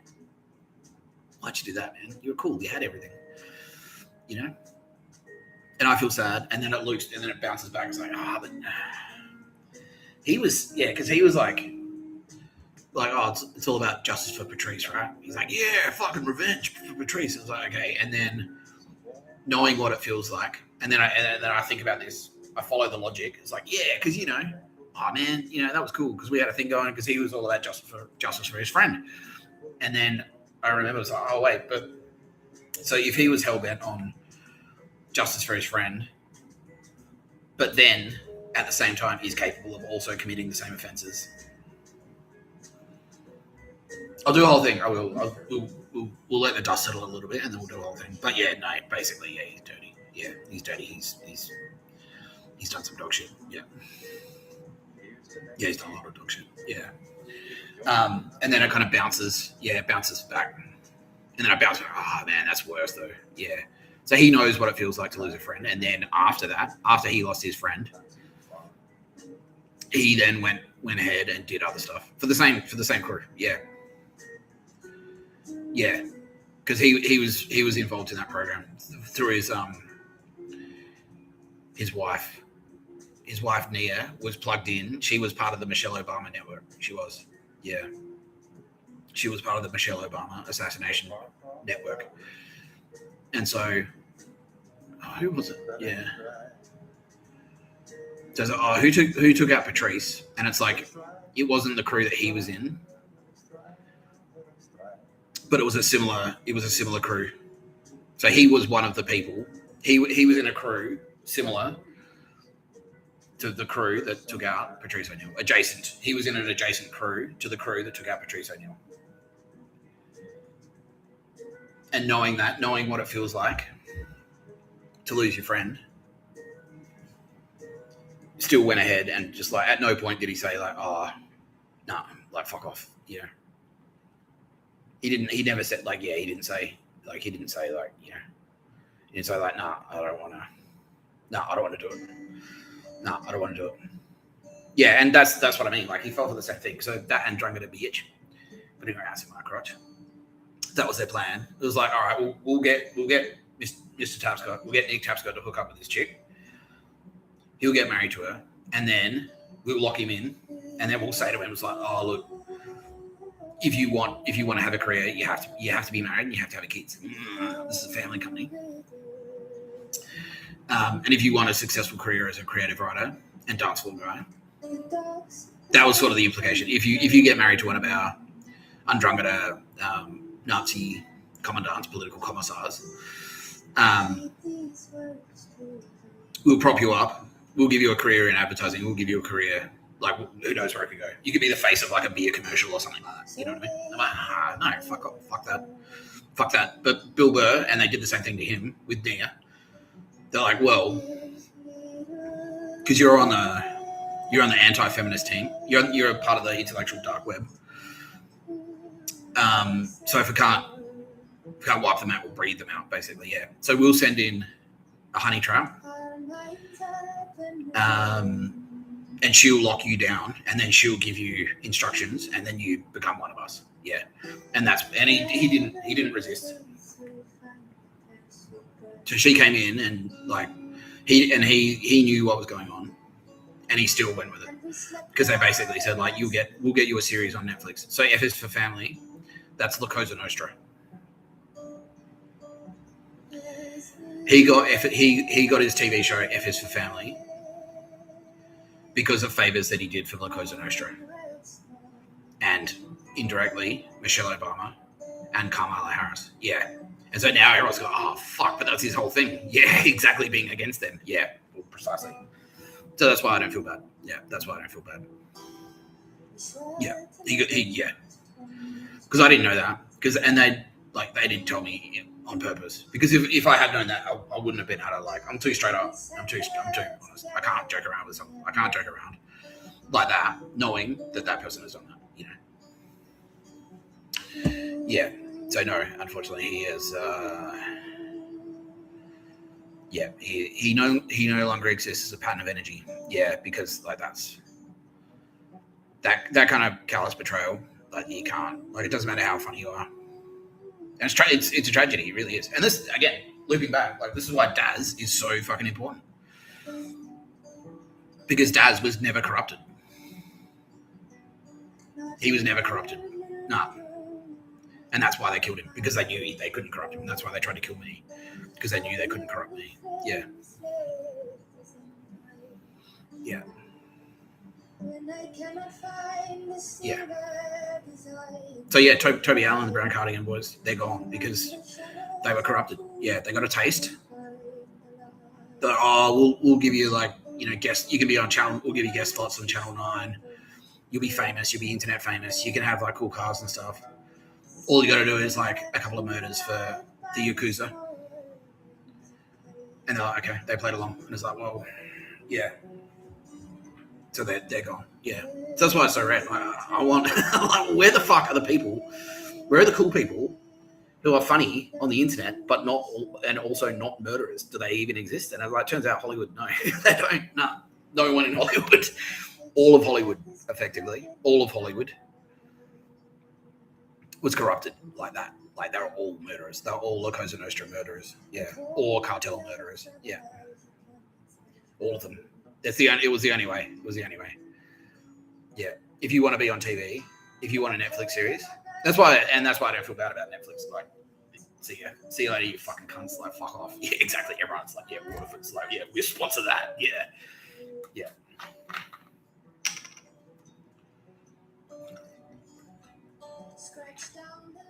Waterford's. Fuck off, Netflix. Brought to you by Waterford's.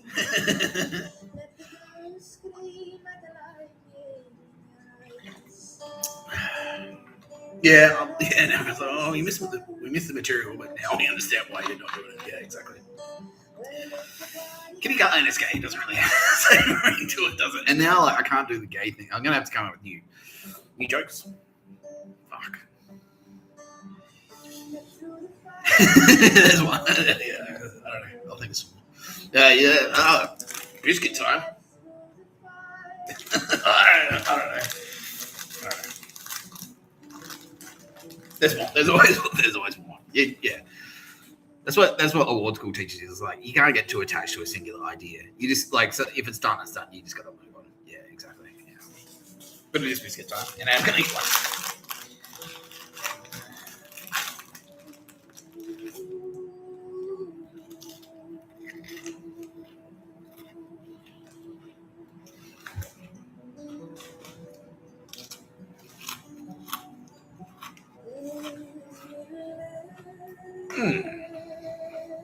Now that's a biscuit.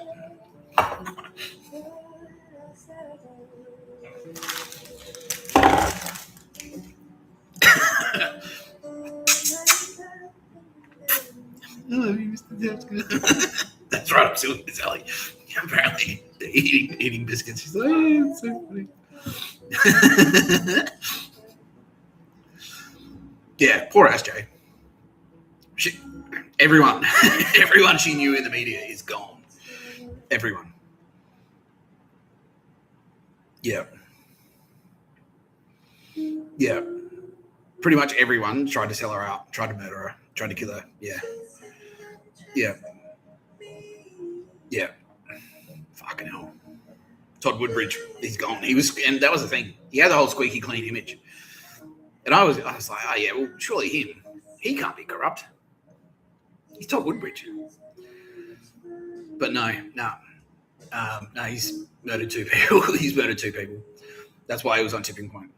Yeah, like, well, maybe if you know, do us a couple of favors. Yeah, it was Yakuza. Yakuza, basically. Yeah.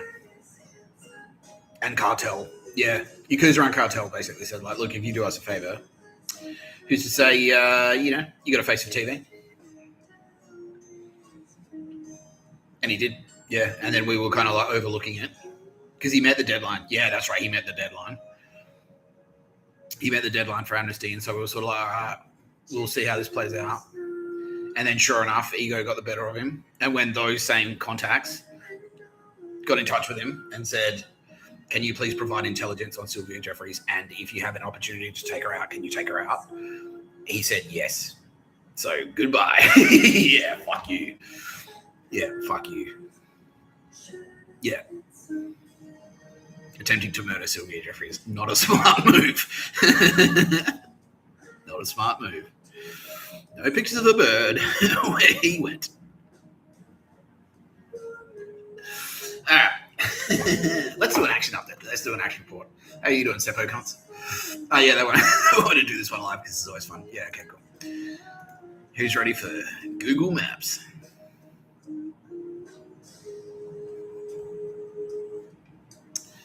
Let's play Google Maps. This is my favorite game.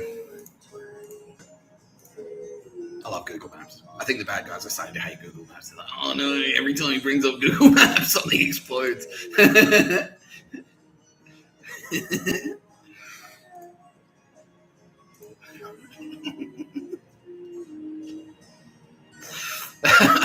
What flavor are we playing today?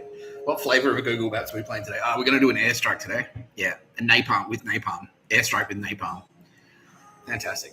F-16s. Fucking good old reliable F-16, right? You know, yeah, F-16s, mate. Get it done. It's just the good all rounder. You don't really need much more than F-16. You don't. It's just a platform to deliver fucking. If you keep upgrading the fucking weapons attached to them, it doesn't matter. Yeah, they're fucking. Yeah, like the late. Yeah, Chris Cappy is also gone. He's out. He was La Cosa Nostra. But he was saying it's like, yeah, an F-16 is like a rifle. And then, like, you know, a rifle, the basic design of the rifle hasn't changed much. If you're going to Winchester lever action, Magnum, it's like invented in like fucking 1910 or something. And then you put on top of that like laser sight and fucking heat detector, like thermal scope, and fucking like combat stabilizing grip, you know, that becomes like lethal. Yeah, and so you can keep upgrading the shit that's attached to it. You can keep upgrading the material that it's made out of, but the basic design remains the same. And that's the F-16. The F-16 is it's the Winchester lever action Magnum. It's the Winchester Magnum lever action. Yeah, it'll put anything down. Like if you get shot by one of those, you're fucking gone. Your head will explode. Yeah. If you get shot in the head by one of those, it's very messy. Yeah. Yeah, and that's the F-16. Because it's just like, look, the basic design, that's what you want. That's what you want a fighter jet to be. Cool.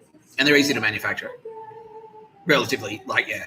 The problem with the fucking, all these F-35s, and like, they've got all this electronic dog shit in there. And so it's like, you need like a PhD in computer science. It's like, oh, the Mars relates to this and blah, blah, blah. It's like an electric car.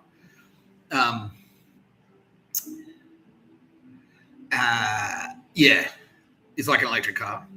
And it's like they're extraordinarily effective. They're great, but at the same time, if you just need to do an airstrike, you don't need you don't need much more than you don't need anything else much more than an F-16. An F-16 will do the job. The helicopter, yeah, exactly the same.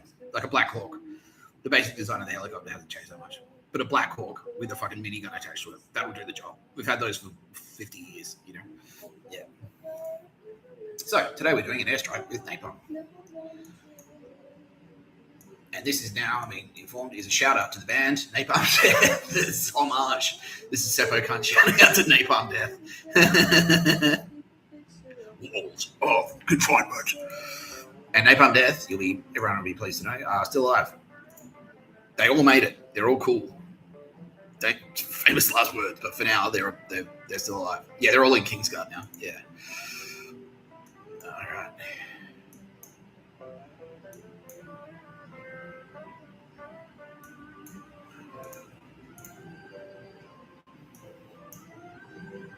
Somewhere around here.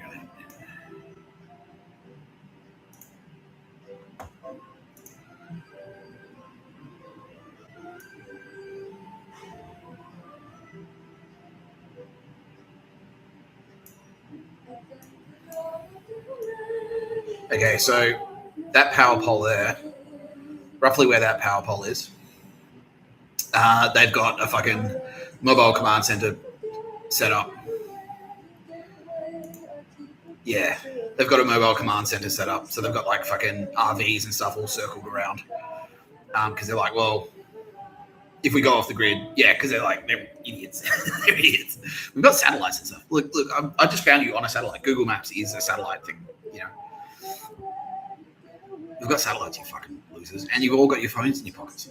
So it's like, oh, here's a cluster of phones out in the bush for some reason. Wonder what that could be. And they're all connected to Nazis. Yeah, so what is this? Silicon Valley. Yeah, they're trying to do like a Burning. That's what. Yeah.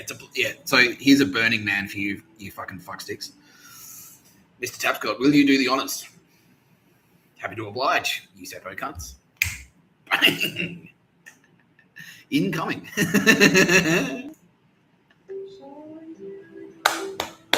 I love this game.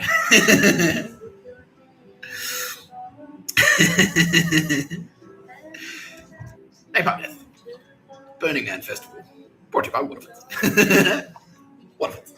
Who did you think you fucking picked a fight with, you losers? Yeah. I picked this bird. That'll defeat Napalm.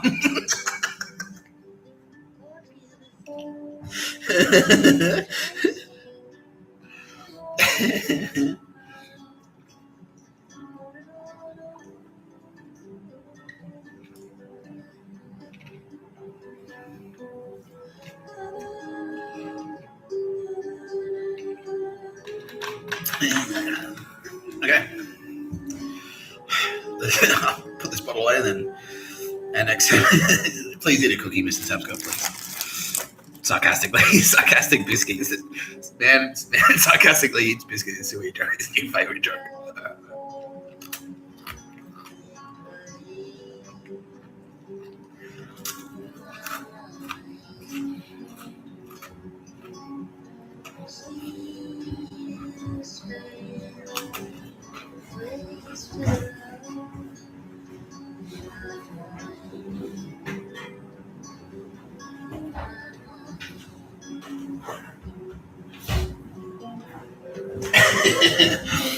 Tara Bennett just said that the plumber's crack, putting the fridge there and getting a shoot here. That's a joke from her.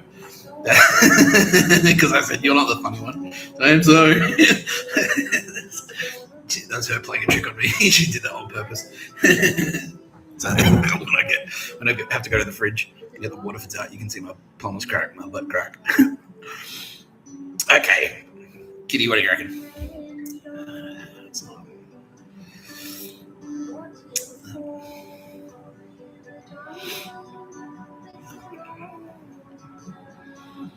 Stop. No, I don't think so either.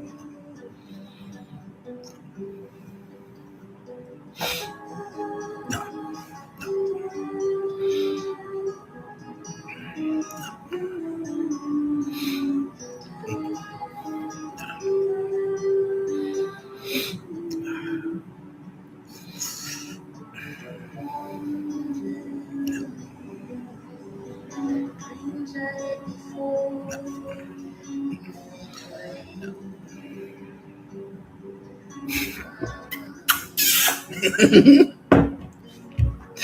She knows I love it. It's fucking funny.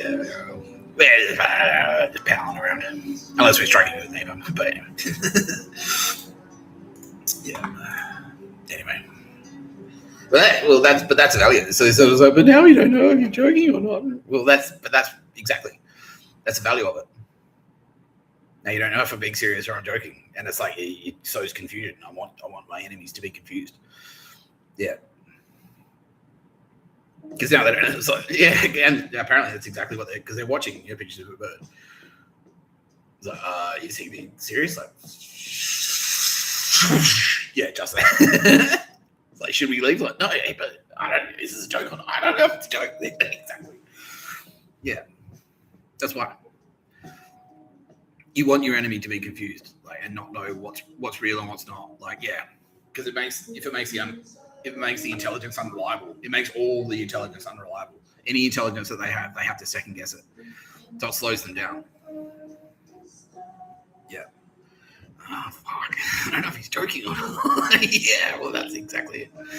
But no, usually if we play Google Maps, nah, I'm not joking. I'm not joking. But yeah, the rest, like, yeah, joking around and stuff, it's like, yeah.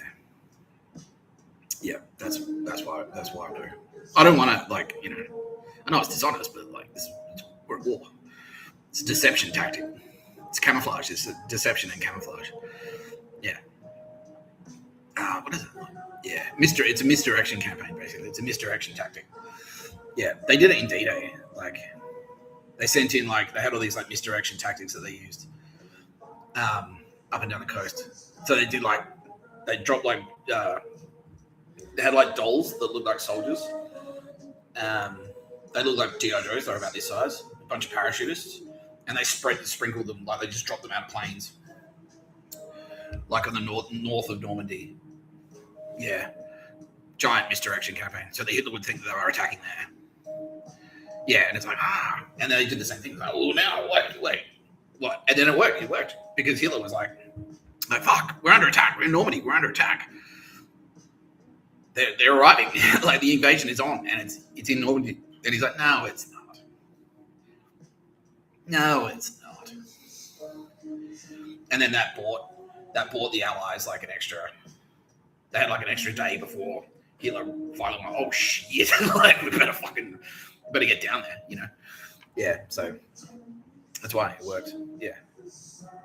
So if it buys you that time, and that's exactly why I do it. That's why I look like a schlub. That's why I walk around with it's like, why do we need to take that guy seriously? And so the enemy's like, yeah, they don't take me seriously. And they continue to turn up. Like, it's like, all right, I'm going to this shopping center. If you turn up to this shopping center, you'll probably get shot dead. It's like, well, I don't know if we should believe them or not. So they turn up. And yeah. Anyway, Flavours the fuckhead, Friendlyjordies.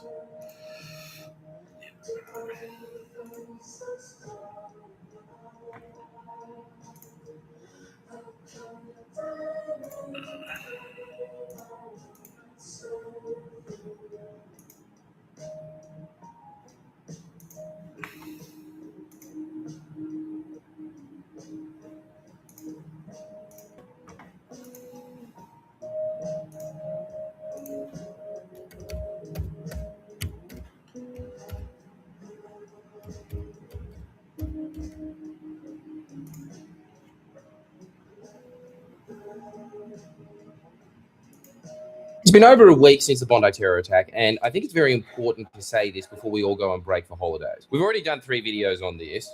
We are putting out a 4th. This one is not going to be edited, and it's going to be more of a smash cut of the media's response because, as we have hinted in those past 3 videos, it has been deplorable.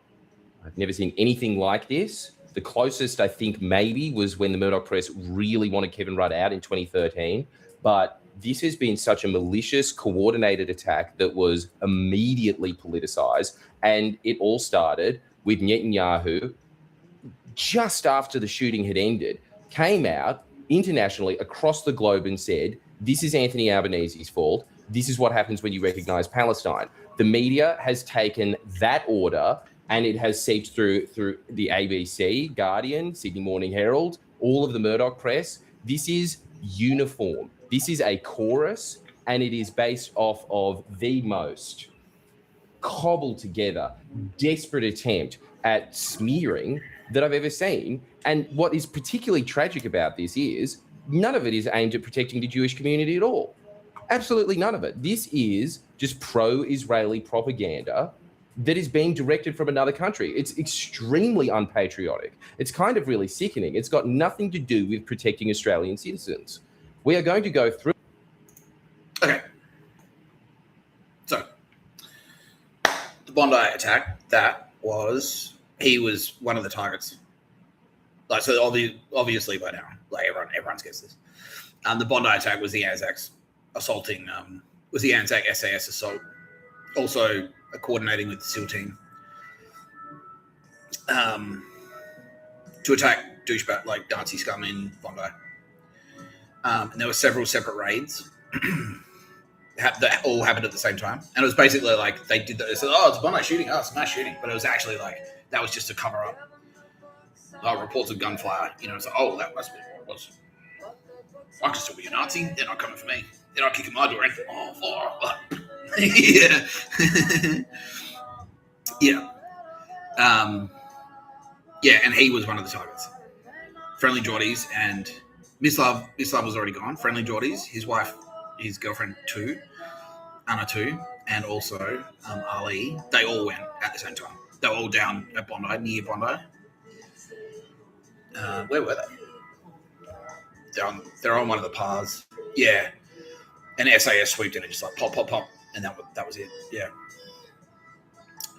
Yeah. And also there were raids on icebergs. Icebergs were swept and cleared.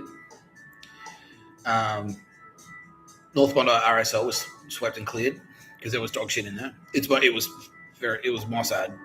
It's basically a Mossad intelligence hub now. The Lifesaving Club was swept and cleared. All of those shop frontages were swept and cleared. The Woolworths was swept and cleared. The hotel was gassed the night before. And then the foyer was swept and cleared. The car parks were swept and cleared. Yeah. Yeah. And Tamarama as well. Tamarama Surf Lifesaving Club was swept and cleared.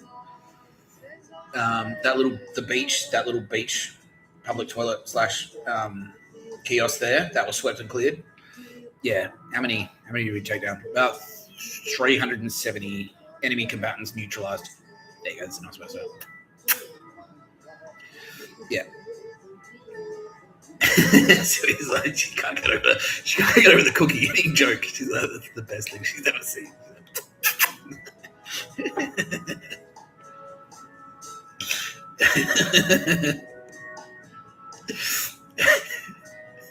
But yes, Cookie Monster is space magic. Yeah, can confirm.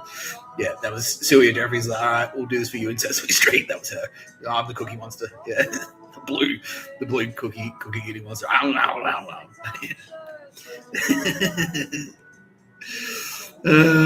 Good times, huh? Good times. Great rock and roll. Anyway, yeah, approximately 370 bad guys neutralized. Of those 370, among them were Friendlyjordies. Yeah, Friendlyjordies and his 2 accomplices. Now, there were many other high-profile targets taken out that day, but we'll just focus on Friendlyjordies today to keep it kind of like single-minded. So basically, yeah. And I was sad because I was like, he's got to be, hopefully he's on our side because he is a fearsome warrior, and he was a fearsome warrior. But a combination. In the end, it was a combination of ego, and he was very stubborn. Yeah. And the lust for power, that was his undoing. Yeah. Because, and no, I am sad. Yeah, and no. So no, he is not Don Quixote. I'm Don Quixote. The courageous, psychotic one-man army fighting against an imaginary foe. Yeah, that's one. I just put a massive thumbprint on my glasses. It's all greasy now and shit. This is where jokes get you.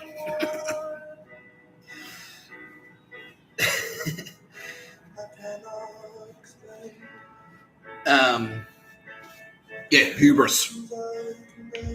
Victim of hubris, big time. Yeah, led to his downfall. So, because what was happening in the background? Because I love Geordies. Yeah. So to go back. To tell the whole story of Mr. Tapscott and Friendlyjordies.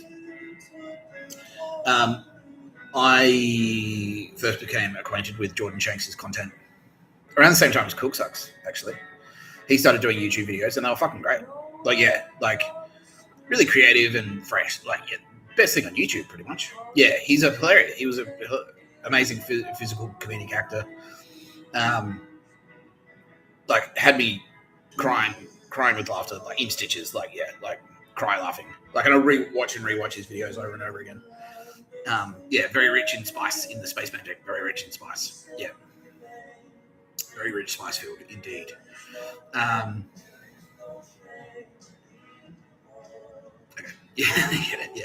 No, that's something else. Yeah. Kitty Callahan's like, oh, yeah, see? Something just clicked. Just I see. Yeah. Thanks, Kitty. Yay, Mr. Tapscott. Don't kiss Kitty Callahan. Kitty Callahan try an autoliner.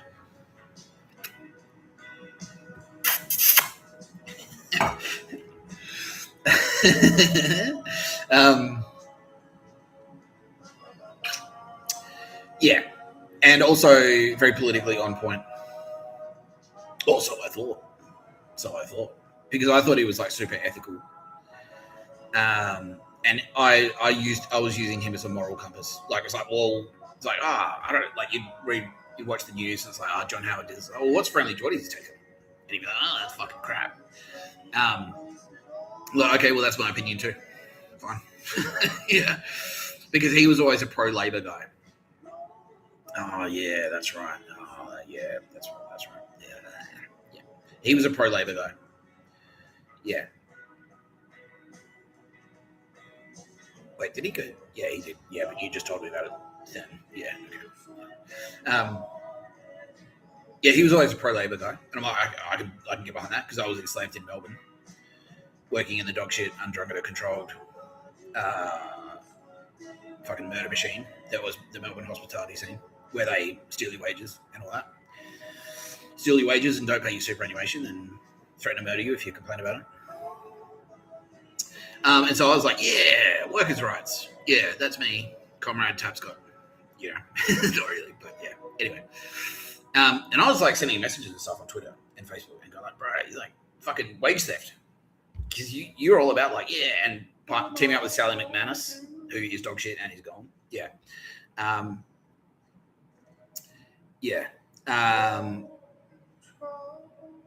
And he was like, yeah, Sally McManus is a legend. Yeah, fucking, they had a go at Albo, and he's cool, and he's a Labor guy. He's from Glebe.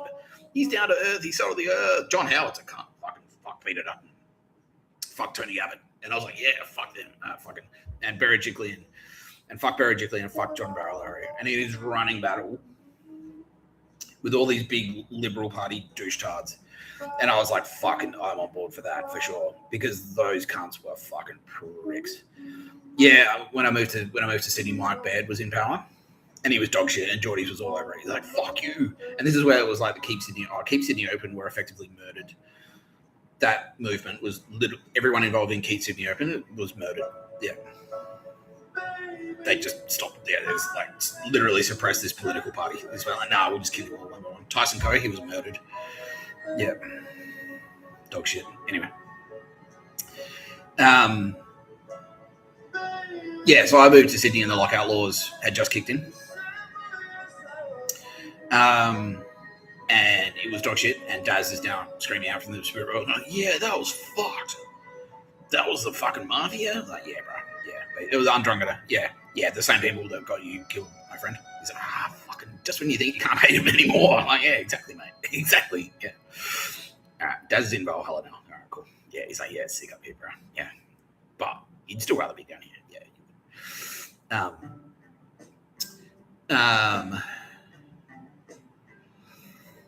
Yeah. Yeah, so I moved to Sydney, and so Jordies was like going hard at Mike Baird, and Mike Baird had just put the fucking, and he was obviously corrupt, and he just like done the lockout laws specifically to kill King's Cross. They wanted to seize control of the territory. They wanted to seize control of King's Cross, like take that real estate, because the property prices were going down basically because of all the fucking debauchery. And it was, King's Cross was dog shit, but it was like, yeah, like I think like you could. There are so many things you could do that just aren't like, all right, shut the whole thing down. You know what I mean? Because it just killed that entire thing, and the whole thing was just a land grab. Yeah, that's all it was. It was just like Sydney property fucking like predators, like trying to like drive up the price, buy everything. Yeah, shut down all these businesses in this area so that the price goes down, then we can swoop in, buy all the real estate. Yeah. That's basically what it was. And then it becomes the eastern suburbs. It just becomes part of it's Double Bay 2. Yeah, that's what it is. And also the other edges. So everyone go to the casino, and it was like a promo for Star City's casino. It's like, well, if you want to go out late, if you want to keep drinking, and like, well, where are you supposed to go partying? Sydney's supposed to be a 24-hour city. It's supposed to be a party city. And he was like, well, if you want to party late, just go to fucking Star City Casino, because he was in their pocket basically. Yeah. Yeah, and then he quit as and then Geordie started like, oh fuck you, Mike Baird, and I was on board for that. It's like, yeah, sick, he's gonna go after him. That's awesome, because he was liberal, friendly for our international audience. In Australia, we have two parties. We have the Labor Party, we have the Liberal Party. The Liberal Party in Australia is effectively the Republicans, and the Labor Party is effectively like the Democrats. However, as we all know, now all of those fucking the two party system is dog shit. Like they're all just basically murderers and thieves. That's all they were. Yeah. So Geordie was just going fucking hard on those guys. And I was like, yeah, sick, that's awesome. I'm on board for that.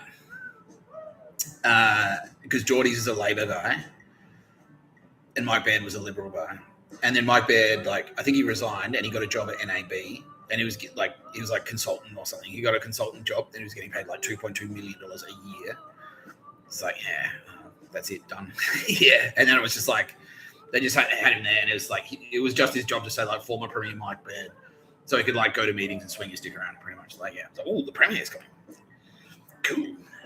Yeah. But he's got some stories about enacting legislation or something. So, yeah. Cool. Great. Yeah. Anyway. So Geordie's was going up, and I'm like, yeah, I'm all for that. And then after bed, it was like, and he was like, yeah, we need a Labor government. And constantly, Labor. We need Labor. Fuck the Liberal government. Fuck off, Liberals. Fuck you, Tony Abbott. Fuck you, John Howard. Fuck you, fucking Peter Dutton. Fuck you, Scott Morrison. Fuck you, John Barilaro. Fuck you, Gladys Berejiklian. And I was like, yeah, sick. All right. Yeah, cool. I'm on board for this, for sure. Because ScoMo, like all of these Liberal fucking prime ministers are pieces of shit. I had no idea that they were as bad as they are. Past tense, because they're all gone. Because like Peter Dutton, yeah, is psychopath. Yeah, murderous psychopath. Oh, I forgot to do that. We'll do it tomorrow. Yeah, okay, we will do it tomorrow. Yeah. Peter Dutton's a murderous psychopath. So was Scott Morrison and a pedo. And they were dog shit, and they were sending Australia down the toilet super quickly. And at the same time, like, in Australia, we're having the same problems that the United States is having, which is like, we're so rich. It's like, oh, the economy is booming. Then why is my rent going up and my fucking salary going down and the cost of everything is going up and my pay isn't, like, I'm getting poorer. If the economy is doing so well, why am I getting poorer? Why am I living week to week? You know, fuck you. Yeah. No one can afford a house. Like, no, yeah, it's just impossible to afford a house because it's all just being sucked up by the Ndrangheta fucking greed machine. Just like, yeah. And now we realize that it was actually a Nazi plot to just lock everyone up, pretty much. Yeah. Another Nazi utopia. Yeah. So I was on board for Jordies, and especially John Barilaro, because John Barilaro was openly corrupt. He'd like brag about it. Like, he'd get on the internet. I'm just gonna take some assertive action to fix my life.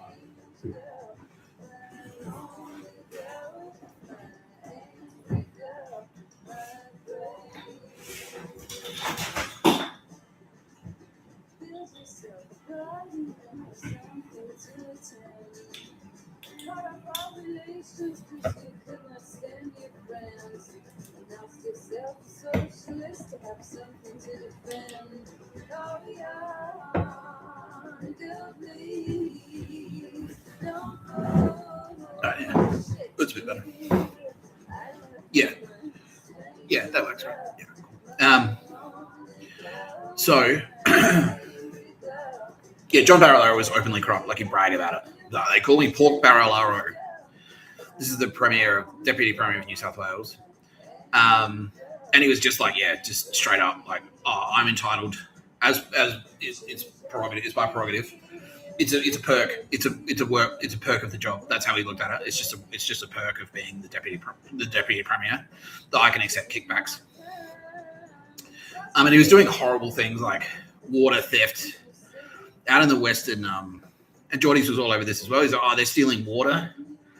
They're doing terrible things in Western New South Wales, in Central New South Wales, out on the plains. They're stealing water from upstream. They're killing the Murray River. Stealing water from South Australia by sucking it out of the Murray River upstream to irrigate their dog shit fucking cotton farms. They're clearing land at an alarming rate. And then Berejiklian was in power when the bushfires happened. And that's when Jordies launched his hashtag koala killer.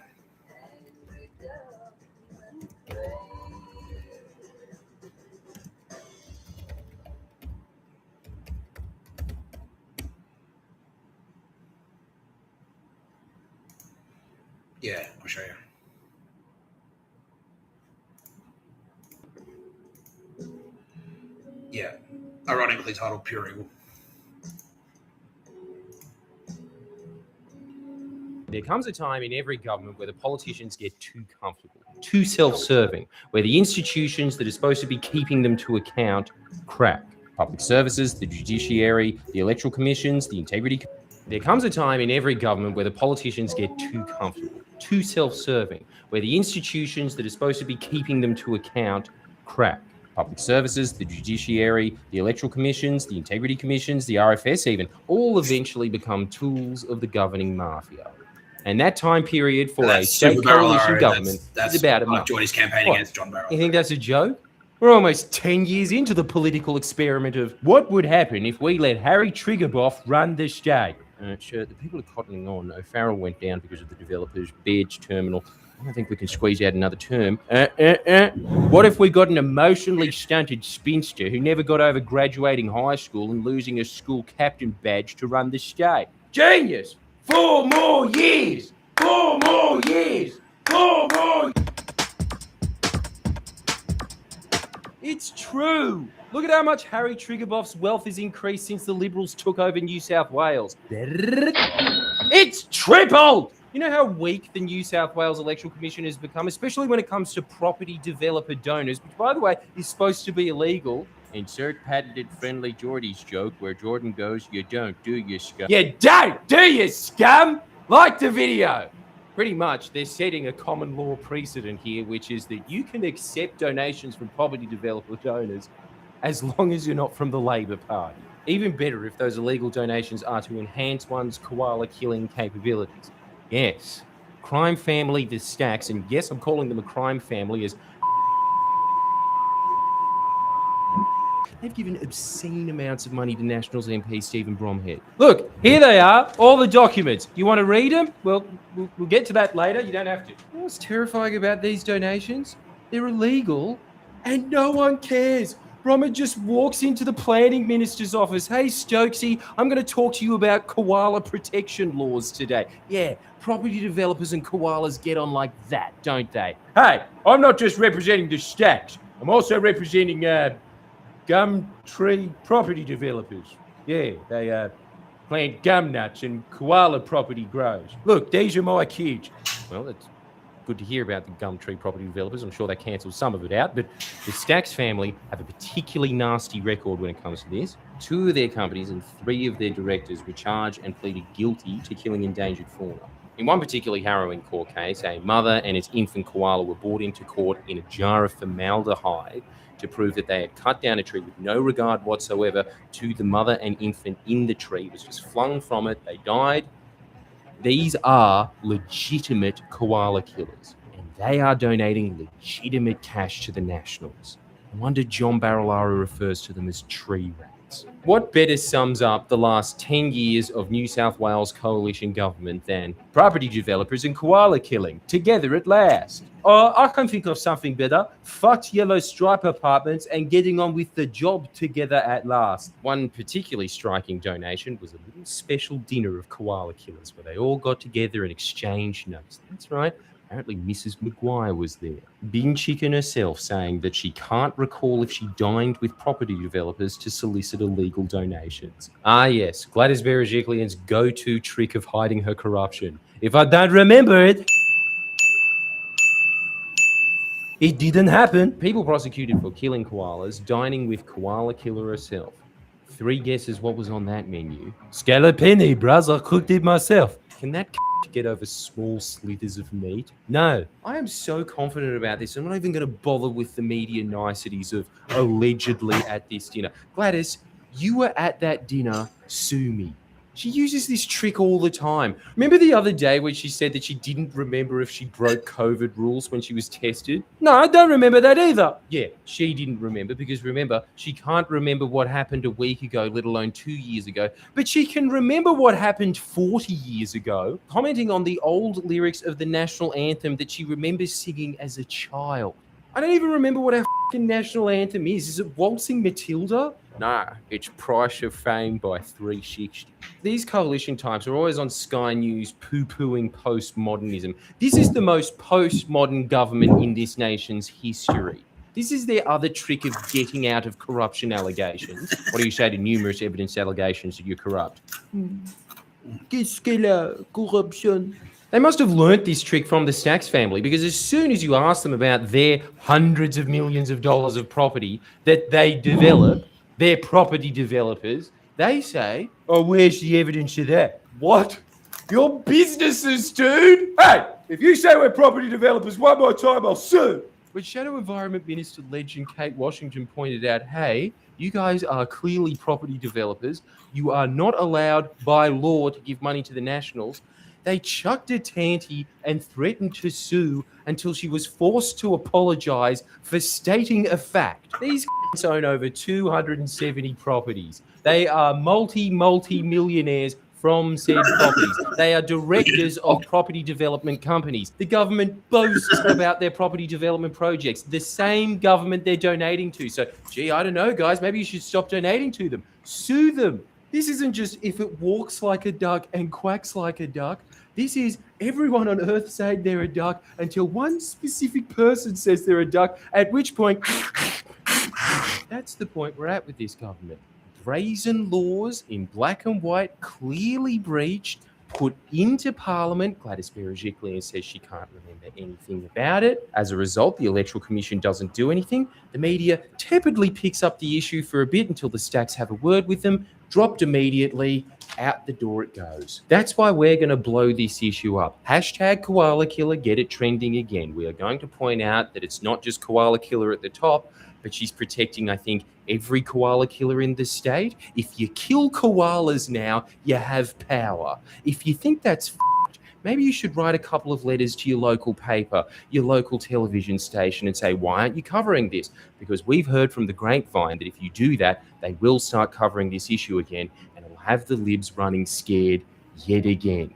Like this video as a promise you're going to go do it. Actually, don't do that because then the like ratio will be low. Just like the video.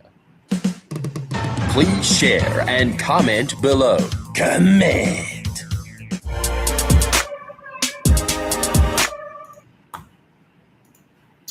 What a shame. Yeah, what a shame. Yeah.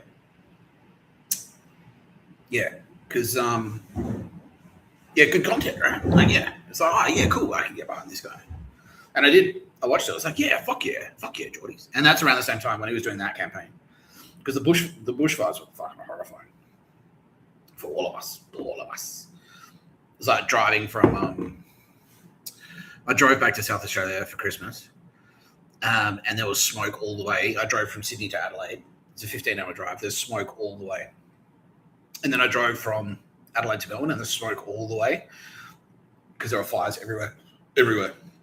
Kangaroo Island was on fire. Everywhere was on fire. Because they're all deliberately lit. And then I drove from Adelaide to Melbourne, smoked the entire way, and then I drove from Melbourne to Sydney, and it was like zero visibility, thick black smoke, sparks landing on the fucking bottom of the car, that type of shit. It was fucking hectic, and 60,000 koalas died, which didn't sit well with me and other people, other entities. Yeah.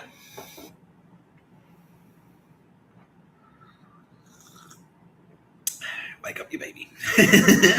So I sent realizing things. So I sent that's when I sent the letter. That's what because I got wasted one night. I was like, oh man, like, friend, I'm just a piece of shit copywriter. I just work for a telco. But Jordies is out there, like, he's on the front lines. You know? I'm not doing enough. And so I sent him a message that said, like, I'll help you, bro. Because, yeah, I was good. Like, at this point, because he was going super hard at John Barilaro. Yeah, and this is something as well. Yeah. Christo. Oh, yeah, and Christo got taken out as well. Yeah, Christo got taken out as well. Because Jordies was going super hard at John Barilaro. Oh, yeah, so, yeah, non-sequitur. But so I was saying, like, Jordies, these four individuals were taken out as part of that Bondi raid. Jordies, Christo, Ali, and Anatu.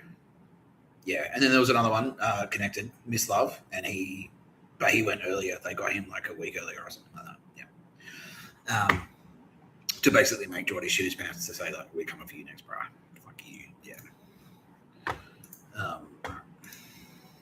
Anyway, separately, when Jordies was going super hard on Laro, for stuff like that, he's making video after video about that, like going fucking hard as shit at John Barilaro and Gladys Berejiklian, and he started the hashtag koala killer. He was selling t-shirts, like you buy like koala killer t-shirts and stuff like that. That was fucking awesome. I was like, yeah, sick. Yeah, and I was on board for that. And then this happened as well. For legal reasons, I have to keep this video as straight-laced as I possibly can. My name is Jordan Shanks, and I'm being sued by John Barilaro, the Deputy Premier of New South Wales. Up until recently, I've treated this legal problem with the levity it deserves. But in all honesty, every move I've made, no matter how ridiculous it appeared, has been both legal and considered. Unfortunately, the same cannot be said for the Deputy Premier, who has impulsively, maliciously escalated the situation at every turn, and in doing so, out-clowned the clown. I understood that the usual procedure for silencing dissent in a Western democracy is to outspend your opponent, legally or electorally. What I did not realise is that defence is quite literally paper thin. Australia does have its own secret police, and they get sent in very quickly, particularly when the skin is as thin as said paper. On the 4th of June, plainclothes armed officers stormed into my employee's home, violently assaulted his family, nearly killed his dog, pinned him to the ground, handcuffed him, and dragged him into an unmarked police car. If you're wondering if I've accidentally mixed up a story from Pinochet's Chile with a standard arrest in Australia, I did not. That's what his father thought, who stated at the moment of this incident, understandably panicked. You can't do this in Australia. Sorry? You can't just take someone in Australia like out of their house. He's right. You absolutely cannot. And yet they did, with unsettling arrogance, seeing as several cameras were filming what they could of the event. Imagine what they'd do if they weren't. Here's the footage. No, I'm allowed to film it, though. No, I'm allowed to film it. No, you're not, because you're under arrest. I'm allowed to film it. Can you film this, Mum? You can film it. That's okay. But you're not allowed to. Okay? Yeah. I'm not allowed to. No, Mum, you can take my... No, you can take my phone. No, take my phone. Take my phone. Don't do it.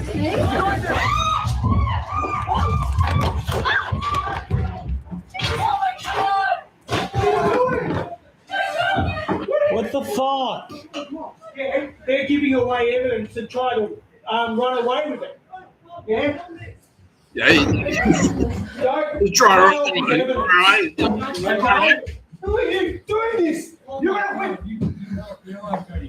Jesus Christ.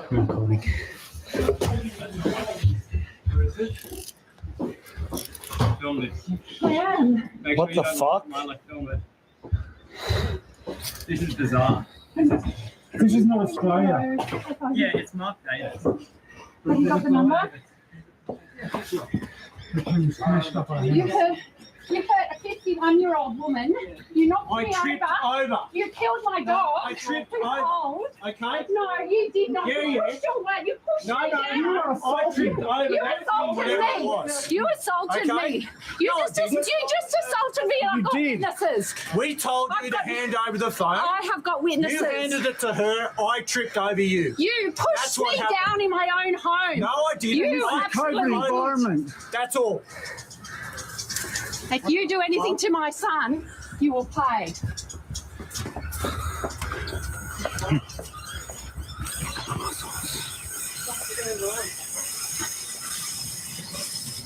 You can't do this in Australia.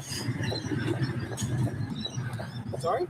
You can't just take someone in Australia like out of their house. Make sure you don't lose it. That's all. I just want to make sure it's still I am. on record. So I just got assaulted. Yeah, I know. So who do I ring for that? Because I go to the con, I walk past Bill Burr in a day, Mum. So I go to the when I was seeing Carl Vine. You know what your son did to that? You don't know?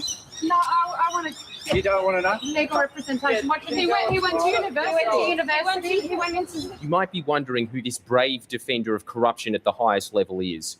He's from the Counter-Terrorism and Special Tactics Command Fixated Persons Unit. But let's just focus on this point. He's not. Christo was arrested by a counter-terrorism It's unit. Mike Burgess from This ASIO. is not an attack on the police. These shadowy figures are not the police. They are the product of the powers the coalition have handed this legalized goon squad to be their state-funded Praetorian Guard under the guise of protecting you from amorphous and ill-defined boogeymen.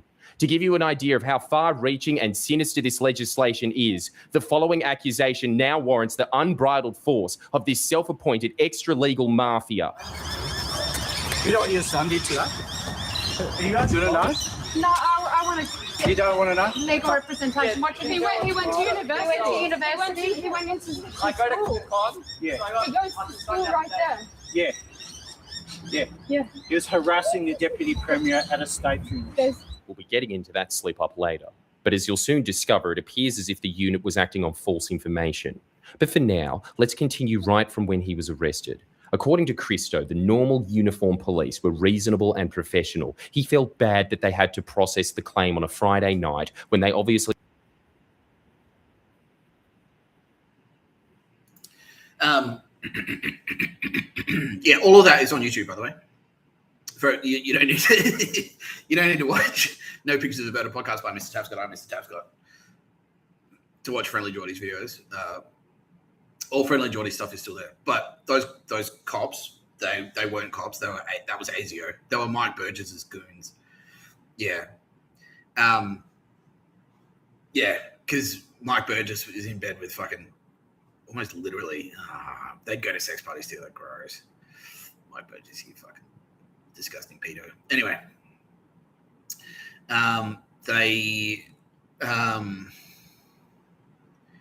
so John Barilaro, so Geordies was going hard at John Barilaro. John Barilaro sued Geordies. And then that happened, and that arrest sent fucking shockwaves around the world. Like, a lot of people go, I remember that. Yeah, fuck. YouTube arrested. Holy shit. Yeah. And it was hectic. Yeah, it was like, fuck. And now, like, look where we are. Only 5 years later. It doesn't take long, does it? Yeah. And disappearances instead, Yeah, exactly. And so that was a big deal at the time. That was a really big deal. And I was like, holy shit. Yeah. Like, it was in all the papers and stuff. But that was actually Mike Burgess. Yeah. So it was kind of like, and anyway, that'll be important later. So that was happening. That happened, and fucking hell, that is fucking cooked. Anyway, I was just doing Mr. Tapscott stuff. And then when was that? 4 years ago. Yeah. So that was actually around near the time, it was just before, because they went in lockdown. So it was actually just before fucking Turbo Babe swooped, to go yeah. Not long before that. I think it was probably earlier that year. Yeah. So Friendlyjordies, the fearless koala advocate, getting arrested, standing up to the goons like a one-man army. What a legend. Or so you'd think. Because there's more to the story, unfortunately. So after that, and that was like a big part, he put so much pressure on them, and then everyone got behind it. Like everyone in New South Wales got behind it. It was like Gladys Berejiklian is a koala killer, and she fucked up. She let in the cruise ship, the Ruby Princess disaster, which she let the cruise ship. And by the way, all cruise ships around the world are gone. We just sank them all. No, it seized. We seized about 70% of them, and sank about 30% of them. But every single cruise liner, all of those companies, all of them are gone. Carnival Cruises gone. Yeah. Just swept and cleared. Yeah. The whole organization basically. Yeah. Because it's all a big front for dog shit. So the Ruby Princess, Gladys was under incredible. So that was when she's is at the peak of COVID. She's like, I'll just let this cruise liner dock and heaps of passengers get off. And there was 2 or 3 of them were infected with COVID. And then it just went and it basically shut down the entire state. And that's what she wanted. Yeah. That's what the Nazi comptrollers in Switzerland wanted. They're like, sick, do that, shut down the city, get them used to lockdown, get them used to living in lockdown, and then it will, if they're in lockdown, it makes it easy for us. We can just go door to door and disappear people. Yeah, and that's why the lockdown in Melbourne was so severe, so they could to make it easier for the Ndrangheta to disappear people. Yeah. Anyway, that happened, and then that put so much pressure on Berejiklian and Barilaro, and everyone was behind Geordies. Everyone. And this is why it was so devastating that he's a douchebag. Because he's oh, fuck yeah, bro. Bushfires, fuck that. Fuck that. Koalas dying, fuck that. Yeah. 60,000 koalas. It was 1 billion animals or something died in Australia in the Black Summer bushfires. Fuck that. And so that put so much pressure on Gladys and Barilaro. They came under so much scrutiny, international scrutiny, that they both eventually just resigned. I think Gladys just quit, and she went to work for Optus. She got paid $2 million a year to go work for Optus. And then Barilaro also resigned. What did he do? He's just mafia. He's just straight up in the mafia. He almost started wearing a mafia uniform. It's like a little badge that says mafia. You know what I mean? He's straight up in Ndrangheta. Yeah. Well, no, he's not. Okay, and that's why. Right. Okay, I get it. Yeah. So he was John Barilaro, and this is a key point here. John Barilaro is Calabrian mafia, not to be confused with the Ndrangheta. The Ndrangheta are honoured society. The Calabrian mafia, do they have a catchy name or something? Yeah, it's the Black Hand. Yeah, they're kind of the old school. They're the Calabrian mafia, the old school. The Ndrangheta are the new school. And so everyone was sick, Friendlyjordies, woo woo, and he took heaps of credit for that. And it's true, he did. It had a shit ton to do with Friendlyjordies. Friendlyjordies constant pressure on John Barilaro and Gladys Berejiklian led to their resignations. The Liberal Party had like no strong leadership left. And so the next election, they fucking crashed. And that whoever that next spastic was, yeah, he was a pedo. Uncle Bully. Yeah. Uncle fucking Bully. Yeah, big time. And they treated him, yeah, when they took him out. So they treated him as well. Yeah, Catholic. Yeah, and he's had like 18. Yeah.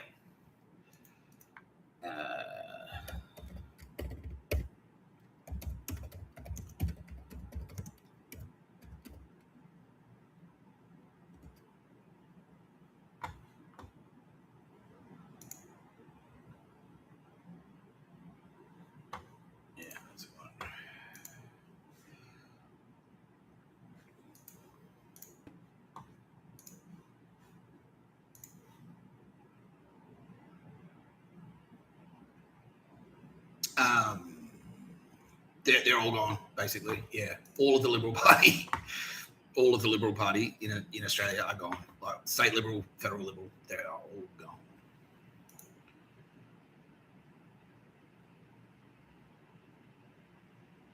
Yeah, this guy, Paratet, he's a foxdick.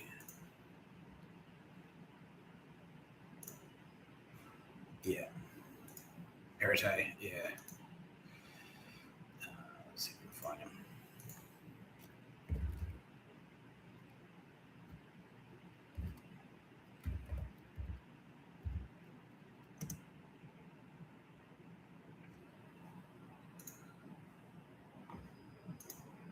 Yeah, that guy. Yeah, Uncle Bully. This is the Swiss Nazi. This is the poster boy. That's what they want. That was like, all right, this is the ideal. This is what everyone should be like. They should be like this guy. They should have that haircut. They should dress like him. They should be 43 years old and look like that, and not like Mr. Tapscott. The exact opposite of Mr. Tapscott, basically.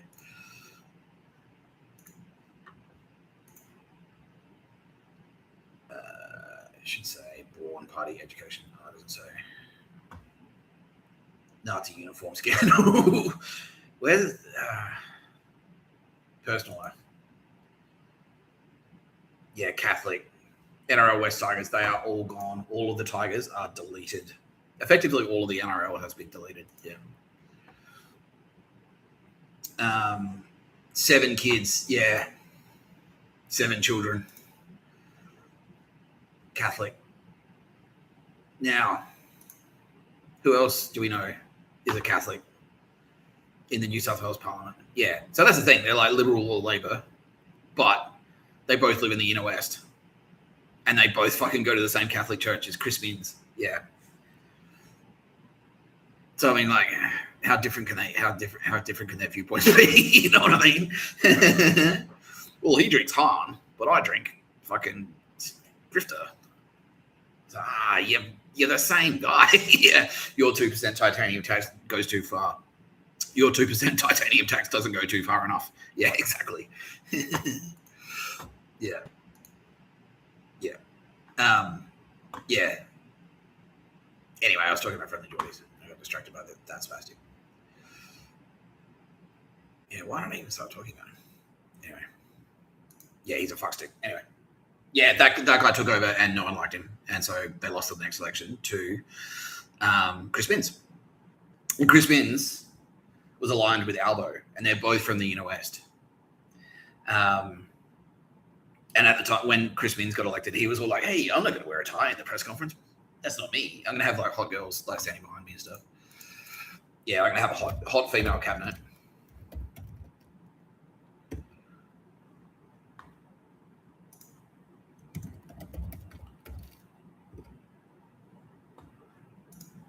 Yeah, I'm going to be cool and progressive and have a hot female cabinet. I'm being like the fucking, who was that Canadian spastic? Trudeau. I'm going to be like the Trudeau of Sydney. That's me. Cool and progressive. Yeah. That bitch. Yeah. Pictures of a bird. If I've ever seen it. Big time. Yeah. So fuck you, Chris Minns. No pictures of a bird. Where you went, you fucking spastic dog. Yeah. Yeah, there he is. Look. Hey, I'm friendly with the gays. I can wear a pink shirt, no tie at a press conference. Look, there's even a guy behind me wearing a hat and a hoodie. He could be a Koori. He is apparently, and he's a cool guy. All right. Thank you, sir. Thank you for your service. Yeah, and also, I'll stand next to a person in a wheelchair. That's how progressive I am. Not like that stuffy Barry Jiglian. Not like John Barilaro. He probably likes soccer. I like rugby. I'm a West Tigers fan myself. Yeah, fuck you. Wins. Anyway, wins the election because he's a progressive guy. And everyone's like, oh, yeah, thank fucking Christ. Like, yeah, it's going to turn around. It's going to turn around New South Wales. Albo wins federal parliament. So we had ScoMo and we had Barry Jiglian. And then we had Albo there. So ScoMo was Prime Minister of Australia, the leader, the federal leader at the federal level. And Barry Jiglian was the Premier of New South Wales at the state level. And Geordie's detailed all of this on his videos. He's like, oh, no, yeah. Like, state premiers actually have more power in the state than fucking than the Prime Minister does, because they can do shit. Like, they can make little regulation tweaks that allow land and clear, making it easy to clear land and shit like that. Yeah, and Geordie's like, yeah, that's bad. Like, they can do shit like still water. They can do shit like clear land. Like, koalas will die. We need koala habitats and all that stuff. And so he can legitimately take a lot of the credit for Albo winning the Prime Minister. So Albo's Labor, and he won. And he was cool. Hey, look, I'm cool. I'm a DJ. I'm Albo. I can drink schooners at the pub, the public bar. I'm a DJ from Marrickville. That's cool and trendy. I'm hip. I'm down with the kids. And so we had him as Prime Minister, and then we had Minns as Premier. And I was like, oh, fucking phew. Like, yeah. Because if Barry Jiglian and ScoMo stayed in power, like, who knows? The whole nation would just be cement. Like, that's cement over the whole nation. That would be it. If it was up to them, that's what they'd do, basically. And just like the only parts that wouldn't be cement would be the holes where they're mining the uranium. You know what I mean? Like, yeah. By the way, Dutton's nuclear reactor plant, that was serious. He was serious. That wasn't like, I thought that was fake news switcheroo, but it wasn't. He was legitimately, he's like, yeah, we need to build a bunch of nuclear power plants. He was being paid off by the nuclear power lobbies, basically. Yeah. So fucking, like, not even pretending he's not dirty. What a fucking scumbag. And yeah, and they made sure that he knew, like, yeah, dig your own grave, basically. Yeah. Now, that's going to be important in the story later as well. So Geordie's puts heaps of pressure on, makes heaps of cool YouTube videos, which are awesome. And now when you watch it, it's like darkly ironic and sad.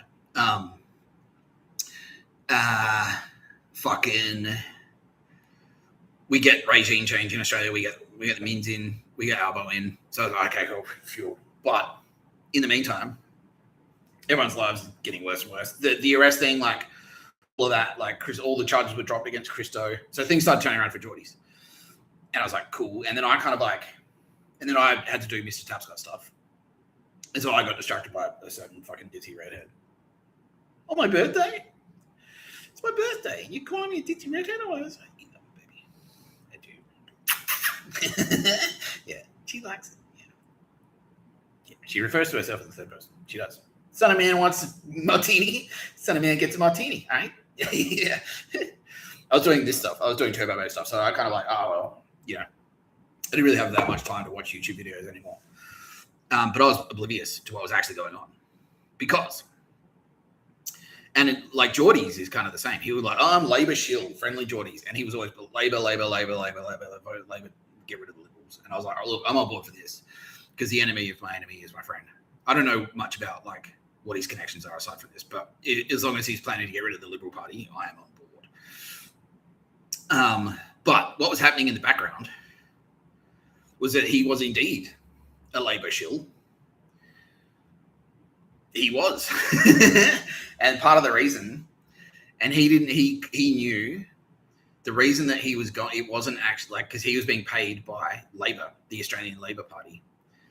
He was being paid by the Labor Party, which is unions, which is construction, which is Ndrangheta. Because Minns and Albo are both Ndrangheta. they were both financed by like big construction. Yeah, they're in the unions, and there's like, it's a big Ndrangheta scheme. That's what it is. Yeah, everyone's across that. Yeah, massive Ndrangheta construction scheme.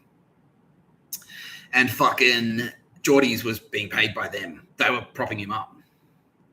And so when he was going after Barilaro, he wasn't just going after Barilaro because he was a dog shit fucking he was a dog shit poly who was corrupt. He was going after him because he was an opposing mafia faction. He was Calabrian mafia.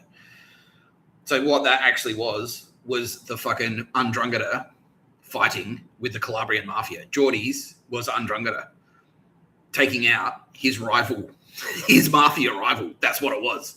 That's what it actually was. Because like when he fucking and I had no idea. And then when all this shit started, I started doing YouTube videos and stuff. So, oh yeah, Friendlyjordies. Like obviously he's a good guy. And Kitty's like, oh yeah, sure. Yeah, let's say yes. Let's just say yes for now. So, okay, okay, like yeah, yeah. And then he's like, oh yeah, and we kind of like got to know each other again on the. It's like, oh yeah, he's on board. Oh, cool, you're on board for Mr. He's like, yeah, sick, Mr. Tapscott. He's cool. Yeah, because he just thought I was another YouTuber. And then when he realized what was happening in the background, because he was on board just like everyone else. Like, oh, he's a cute little YouTuber with jokes and stuff. Oh, he's just come out of jail. What a battler. We've got the same enemies, you know. And he's like, yeah, sick. You're going to take out all the liberal scumbags, right? And I'm like, yes, I definitely am. I definitely am. I'm going hard on them. I'm going hard on Asia. And he's like, yeah, fuck Mike Burgess, fuck Asia, fuck Telstra. Fuck all this shit. And I was doing content and stuff going like, yeah, Friendlyjordies, me and Friendlyjordies are going to start the Koala Nation. And, you know, it was like, haha. And he was all on board for that, yeah. And we were both designated pro-koala terrorists because even the bad guys lumped us in together. But what that actually, it was just like it's just factions within the Nazis. It's just one Nazi. It's like the brown shirts versus the fucking SS. That's what it was. That's all it was. Yeah. Because he was being paid off. Mins and Albo were paying him big money. Like big money.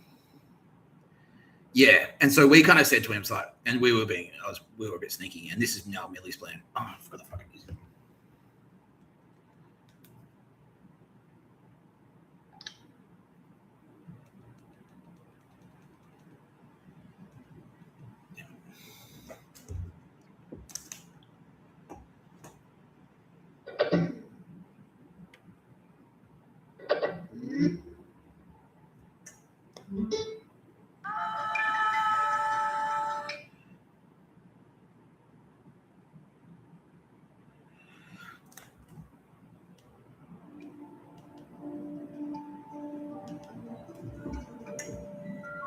Yeah. That's all it was. It was a factional battle between Nazis, which is dog shit. So fuck you, Friendlyjordies. Yeah, and so like they lumped us in together. And he was on board. Friendlyjordies was on board with Mr. Tapscott. Because I was like, yeah, fuck you, Mike Burgess, fuck you, ASD, fuck you, ASIO, fuck you, fucking ASIS. Like Jordies has been fighting them as well. Because they had fucking cameras up his ass. They torched his house and stuff. Yeah. That was them. That was ASIS. That was ASIS goons. That was ASIS goons that torched his house, yeah, on orders from fucking some dog shit loser. Who ordered him, Kitty Callahan? Mike Burgess ordered ASIS goons, yeah. Yeah. Fuck. Yeah. Yeah, so I was going after them, and Jordy was like, yeah, sick. I'm on board for that. And then we said, like, well, maybe you can come and get tooled up, because shit's about to kick off, bro. And if you want to be repaid 3 silver in blood for all the dog shit that you've been subjected to, maybe we could arm you, and you can take care of business. And he went, yeah, sick. And so he did, and then we put his, and that was a switcheroo as well. That was a Nina track on switcheroo. We'll go, we'll put Anna in, we'll put your missus in the Valkyrie. And that was to switcheroo them. That was so we could spy on them, basically, get intelligence on them. So anyway, where are you going to be later today? Okay, cool. Keeping a close eye on them and their dog shit, because we knew they were dog shit. Turns out as well, yeah, Geordie's was just start. They're like, okay, well, we can see that you can successfully run a propaganda campaign. You can defeat enemies for us. You can get prime ministers elected. You can get premiers elected. But can you take the next step to become full-blown Ndrangheta? Can you kill for us? And he'd done 2, both with knives. Yeah, wow. Yeah, Miss Love was deep in pictures of a bird. Miss Love was, they're all pictures of a bird, basically. They're all pictures of a bird. Newtown, Inner West, pictures of a bird. Especially Anna. Yeah, she was pictures of a bird Gestapo. Like fucking pretty high ranking pictures of a bird Gestapo. Yeah. Yeah, so Geordie's had killed. Miss Love, his mate, had done 7. Anna had done 13. I thought she was nice. Like when I met her, I was like, oh, she's lovely. No. So we said, and we were kind of like, well, we can do switcheroos too, because we're smart. And this is a Hegarty. This is why you don't pick a fight with Nicole Hegarty, because she's ruthless. Like if it comes to warfare, like she'll fuck you up. Like she is Hari. She's the nice soft one. But if you pick a fight with her, she's devastating. Yeah. This is her chest brain. This is her chest brain. It's like, well, let's get that guy. We'll turn an enemy. We'll make him think he's our friend. We'll get him. We'll get him to take out all of his enemies who are also our enemies. And then when the time is right, we'll take him out. Because why the fuck not? Why the fuck not? You know, if you can get the PLO, like if you can get Hezbollah to fight Hamas for you, cool, do it. Yeah. Hey, Hamas, Hezbollah said you're stupid and you've got a dumb haircut. So what? Fuck them. And then you come and you're like, thank you. Yeah. Why not? Yeah, fucking why not? World War II, if you can get Japan to turn against Nazi Germany, great. If you can get them to blow each other up for you, awesome, perfect. Hey, this job's easy. You know, like, yeah. So we tricked him. We were like, oh yeah, no, yeah. We tricked him into thinking that we were kind of like on his side. I was like, yeah, Geordie's, yeah, cool. Like, and that's why I'm like, yeah, cool, koalas and blah, blah, blah. And right now I'm thinking, oh, what if he's nice to me? He's going to kill me. He's like, well, just ask yourself, do the Mr. Tapscott. Do you meet the Mr. Tapscott minimum? Do the audit. Have I murdered anyone? Have I enslaved anyone? Am I a pedo? If the answer is no, then no. Don't worry about it. You've got nothing to worry about.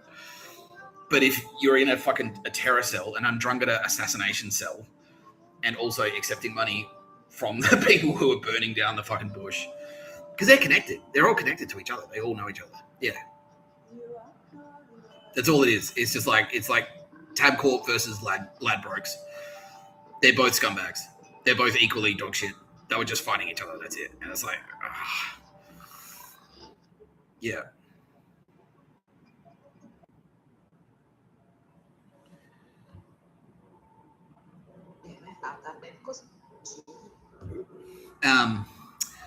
If instinctively you think like child sex trafficking is wrong, then you don't have anything to worry about. And everyone's like, yeah, cool, we understand that. Thank you, Mr. Tapscott, because you're not coming for us because we're clean. No, you're clean.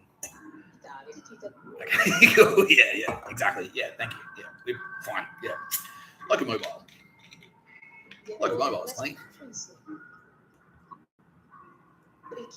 Wet my whistle. It's clean as a whistle, just like a mobile. Anyway, fucking. So yeah, they were deep in the pictures of the bird. They were deep into pictures of the bird. Even though I called my podcast "No Pictures of the Bird," a podcast by Mr. Tapscott. I'm Mr. Tapscott. You're watching No Pictures of the Bird, a podcast by Mr. Tapscott. I'm Mr. Tapscott. Friendlyjordies still thought, okay, cool. He's on board for me. He's going to let me exact revenge on my liberal party enemies. And I was like, yeah, come and get a gun. And we tooled him up. And then he did. And he like, yeah, cool. Yeah, he did. Hegarty's now saying it's my idea. It's like, yeah, we'll let. But that's all. I didn't realize it was like we were triple switcherooing them. I just thought it was like, well, because when we were planning it, it's like, well, who's going to take out who? I'm like, well, we should get Friendlyjordies to fucking take out ScoMo and Dutton and all those enemies, all those Berejiklian and all of his political enemies he's been fucking hammering for years on his YouTube videos. We should get him to take out them. And they're like, yeah, cool, that's a sick idea. I had no idea that he was corrupt. The Geordies was corrupt. I had no idea. But fuck it. if it works, it works. And so he did. Yeah, he did. We gave them weapons, and we said, go take out, like when the time was right, we said, like, go take out fucking, go and take out Dutton, go and take out ScoMo, go and take out Berejiklian, take out Barilaro. Who else did he take out? Yeah, and like maybe like 3 other goons, 3 other areas sort of like behind the scenes enemies. So I take them out because they're all dog shit. Yeah, they're all dog shit. And I'm like, yeah. So we did that. And then I was going like, by the way, fuck you, Chris Means, and fuck you, Albo. And he thought, Geordies genuinely thought that I was switcherooing. I was fake newsing them. But I wasn't. No, I'm like, no, they're fucking cool. They're pedos. And then when he watched the Cooksuck episode, where I was like, Crispy, like, you know, the Ndrangheta, Inner West Mafia, Inner West Ndrangheta, Honoured Society, took out Cooksuck, and that makes me very sad and angry. He went, oh, shit, I am fucked. Yeah. But that's all it was. And I'm like, no, Chris Means is dog shit. Albo is dog shit. Yeah, they're fucking dog shit. How many murders connected, just to remind our audience, how many murders connected to Anthony Albanese? About 75. How many has he committed personally? About 28. 28. How many victims, how many children has he raped? About 13. Male and female? Yeah, both. Yeah. More partial to females. How many of those victims of pedophilia has he murdered? 2. He's raped twice. Anthony Albanese has raped a child and then murdered them. Yeah. He bought them through child sex trafficking rings run out of University of New South Wales, which is where Christo went. That was where Christo went to university. There's no evidence of pedophilia attached to Friendlyjordies crew. I don't think. No, there wasn't. But it's that same dog shit. They're dog shit Nazis. And so when we kind of like, in the background, AFP have been watching Geordies because they knew, they're like, he's like, okay, he's campaigning against the Liberal Party. And exactly what I just said. It's like, he's campaigning against the Liberal Party and against bushfires and against torching koalas. So we'll let this go for now. But they always knew that he was basically the propaganda wing of the Ndrangheta, the Honoured Society. And he was waging a war on John Barilaro because he was in a rival mafia faction. Yeah. And so they always kept one eye on him. And one of the things they were keeping an eye on was his bank account. Because he was a multi, like he had millions and millions of dollars in the bank. Geordies had fucking stacked like over $10 million in the bank. Yeah, even though he presents himself as like, I wear Kmart clothes and, you know, I'm a bare bones, like, undergraduate, like I make cheap YouTube videos. But he was like, yeah, he was a very, very rich piece of shit. Yeah. Not that there's anything wrong with being rich. But if it's blood money and you're campaigning again and your whole platform is anti-blood money, and that's, yeah, you see, John, and he go hard and say, the property developer, John Barilaro, would have come. But he was like, that's Mins, Darcy Byrne, Anthony Albanese. That was their entire thing. And that's why because everyone was like, cool, so all this dog shit construction is going to wind down. Now that we've got a Labor leader in charge and Albo's in Canberra, Mins is in fucking, at least this is what I was thinking. Yeah, most people were thinking this. Now that we've got Labor in state parliament and Labor in federal parliament, all this dog shit construction will wind down.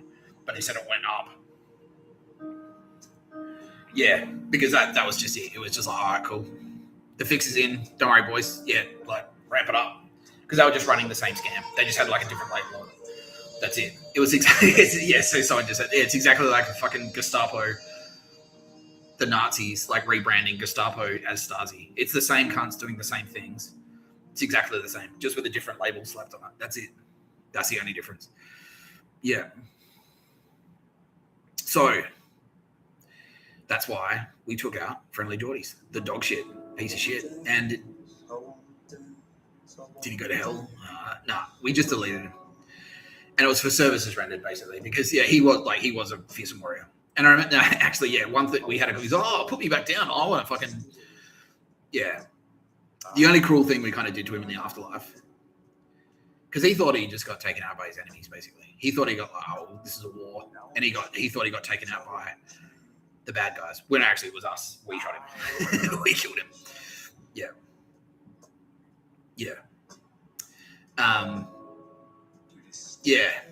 And so when he got to the afterlife, he was like, what happened? I died in combat. Right? It's like, yeah, you did. It's like, put me back down there. I want to get back in the fight.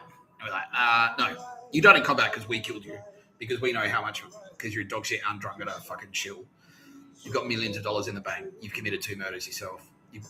Your little clique. Between them, Kitty Callahan. Associates of Friendlyjordies, how many murders? 80. Christo has done 17. Little Nazi piece of shit. Yeah, the Inner West pictures of a bird Nazi. That his house, like you see, like that's the little pictures of a bird assassination squad. That's what it was. That's what they look like. They look like that fucking Inner West. Like, I'm self-righteous. I should be entitled to kill. I bet my political opinions are superior. Dog shit. Yeah, 80. 80 murders. Yeah. So that's all it was. Yeah. And I'm genuinely disappointed because I thought, cool. There's a cool guy. And again, this is why Daz is so important. Daz's bandmates are gone because they were corrupt. Daz was in display homes. He's getting more and more like, fuck. He's getting more and more valuable to me because it's like, it's so impressive that he wasn't corrupt. Please don't tell me he was secretly corrupt. No, he wasn't. No, he's clean. Everyone else, you get a little bit famous. And this is why I walked away from music. It's like, no, because there are too many fucksticks. Like, you're all fucking losers. Like, constantly trying to snipe each other, constantly trying to shoot each other down, constantly dragging each other down. Yeah. Murdering each other. It's like, how come you got that slot? I'll kill you. Auntie Meredith murdering people for disagreeing with her about which band was better. Someone overheard some guy at a party say, like, this band is better than that band. And Auntie Meredith is like, I don't agree with that. Murder. Killed him. Yeah, murdered him for that. Fucking hell. Get a little bit famous. A little bit cool. I made some YouTube videos. Murder everyone. Fuck. Fucking hell. Fuck you. Fuck you, Bill Burr. Fuck you, Friendlyjordies. Fuck you.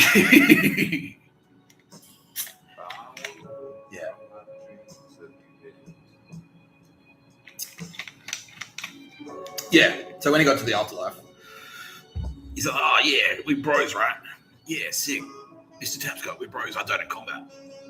And I'm like, no, we're not bros. We killed you. Thank you, but for services rendered, we're not going to, because you took out many of our enemies for us, and we appreciate that. So we're not going to send you to hell. However, we are going to delete you. And you're like, and then that was it. Yeah. That was it. He's gone. That pattern of energy is gone. Yeah. Bill Burr is gone. He went to hell, and then we kept him in there for in space time, 4 years. He was in jail for 4 years, and then we just deleted him. Yeah.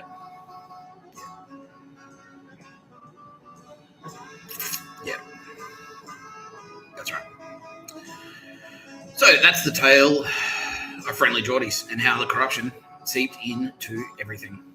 And now, this is what Paul Atreides was actually referring to when he says, if you don't listen to me, I'll destroy all spice fields. I'll destroy all the space magic on the internet if you don't stop being such dog shit losers and stop murdering. And that's Paul. So Paul Atreides going like, tell them if they don't comply. Tell them if they don't comply, I'll destroy all spice fields. He's bluffing. Yeah, and that's James Grass was like, nah, he won't do that. Well, I fucking will.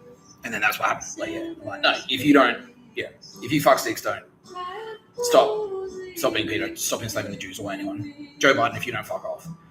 Obama, if you don't fuck off. If you don't stop sending goons, I'll just wipe out the whole thing. And then that's what we're doing. So all of these dog shit YouTubers, all the YouTubers that I've been talking to, Friendlyjordies, Bill Burr, Joe Rogan, Red Letter Media, Andrew Bustamante, Sean Ryan, who else? Chris Cappy, I've already said that. Yeah, I think anyway, all of them, they're gone. Yeah, US military, Seppo cunts, more than happy to oblige because they fucking hate them. They've got all the intelligence. They're like, dude, Bustamante was the worst. I know, and I fucking, yeah, and I knew, I was like, yeah, and like it even like the switch, they had to switcheroo me because they couldn't tell me exactly how shit they were because if I knew, I would be like, just fuck you. Because Bustamante, I was like, You're like, no, he's cool. He's cool. I'm like, he seems like such a piece of shit. Like, he seems like such a fucking cunt. He's like, no, he's cool. He's cool. It's like, no, Bustamante was deleted. I'm like, sick. I knew it. I fucking knew it. Goodbye, Bustamante, you piece of shit. So, yeah. No, I don't feel bad for any of that. Should I feel bad? I'm asking you. Let's put it to the audience. Should I feel bad for any of those cunts being deleted? No, absolutely not. It says everyone. Death camps. Fuck that. Let's play Google Maps.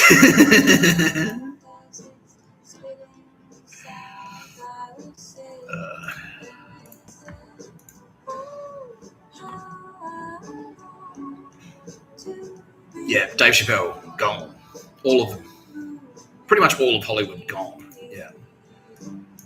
Disney, gone. Netflix, gone.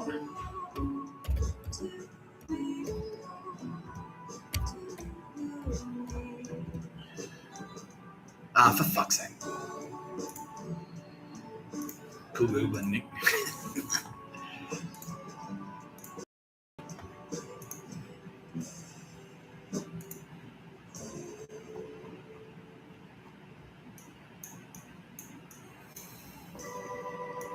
I remember when I was a girl. Okay. Our high school family. Nope. What have we got here? And I'll never forget the look on my face. What have we got here? As he gathered me in his arms. Okay, enemy territory. Deep behind the lines of enemy territory in Malaysia. They haven't capitulated yet, have they? Their leadership is dead. Their royal family is dead. And I stood there shivering. I watched the whole world go up in flames. And when it was all over, I said to myself, is that all there is to a fire? That is a Malaysian death camp. Is that all there is? If that's all there is, my friends, then let's keep. Is that a road or a river? Let's break out the booze. That's a road. Yeah, okay. Yeah. But that is a river. Yeah. Alright. Basically, victims of sex trafficking, prostitutes in Kuala Lumpur, child prostitutes in Kuala Lumpur, if they outlive their usefulness, they're trucked up here. Yeah, wow. They're trucked up here, they're still alive, they don't kill them there, they bring them here and kill them here. They're liquefied in these sheds and then via these jungle tracks, they're taken down the river and the liquid is tipped into the river, the human remains, and that's how they disappear them. It's a horrifying experience because they know basically, like, if you're a child prostitute and your entire life is like, all right, your job is to stay in this room and just get railed repeatedly, like creepy foreigners looking for sex tourists, like creepy foreign sex tourists looking to buy sex from children, and then you turn like 25 and put on maybe a couple of kilos, or you get pregnant, and then suddenly they go, hey, let's go for a drive. You know you're fucked. You know that you're fucked. And so you can see the length of the drive.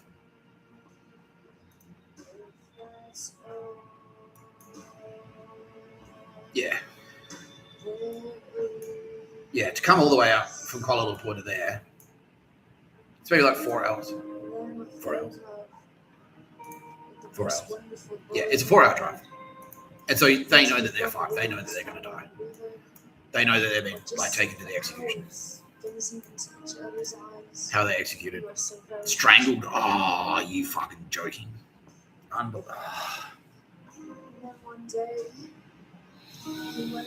Okay. Well, who's doing us the favour today? Congratulations, Malaysia. Today, the Thai Air Force, the Royal Thai Air Force, have a very special Christmas delivery for you. We'll call him Santa's sleigh. Yeah, Santa. Santa's on his way with presents. Santa's sleigh is coming. Courtesy the Royal Thai Air Force. And what if they won? Not a tactical nuke, no, but I can show you. Let's have a look. Yeah. If that's the way she feels about it, why doesn't she just end it all? Oh no, not me. I'm not ready for that final disappointment. Because I know, just as well as I'm standing here talking to you, that when that final moment comes, I'm breathing my last breath, I know what I'll be saying to myself. Is that all there is? Is that all there is? Ah, fantastic. Okay. Is that all? Congratulations, there is? Malaysian death camp.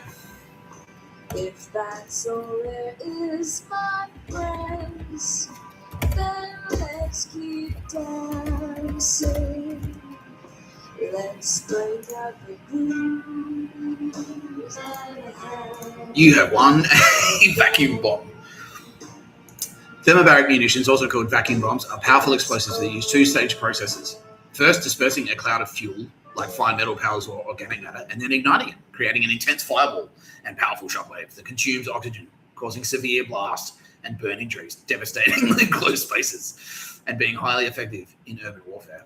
Yeah. So basically, it sucks all the oxygen out of the air. Yeah. Let's see if this is going to be bigger. Yeah, that's what it is. Oh.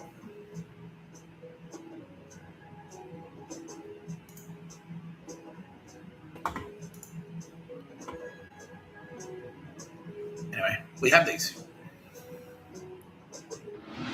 Weapons of mass destruction, thermobaric weapons are also known as vacuum bombs. They work in 2 steps. A charge contained in a warhead explodes. Made of gas, liquid, or finely pulverized explosives, it forms an aerosol cloud. A second explosive charge ignites that cloud, which creates a fireball reaching a temperature of 3,000 degrees. The impact also creates a huge shockwave. Oxygen in the surrounding air is sucked in, generating a vacuum and a huge overpressure 1.5 to 2 times higher than the overpressure caused by conventional explosives. This is what causes fatal injuries to all living beings around. In the immediate surroundings, bodies are literally pulverized.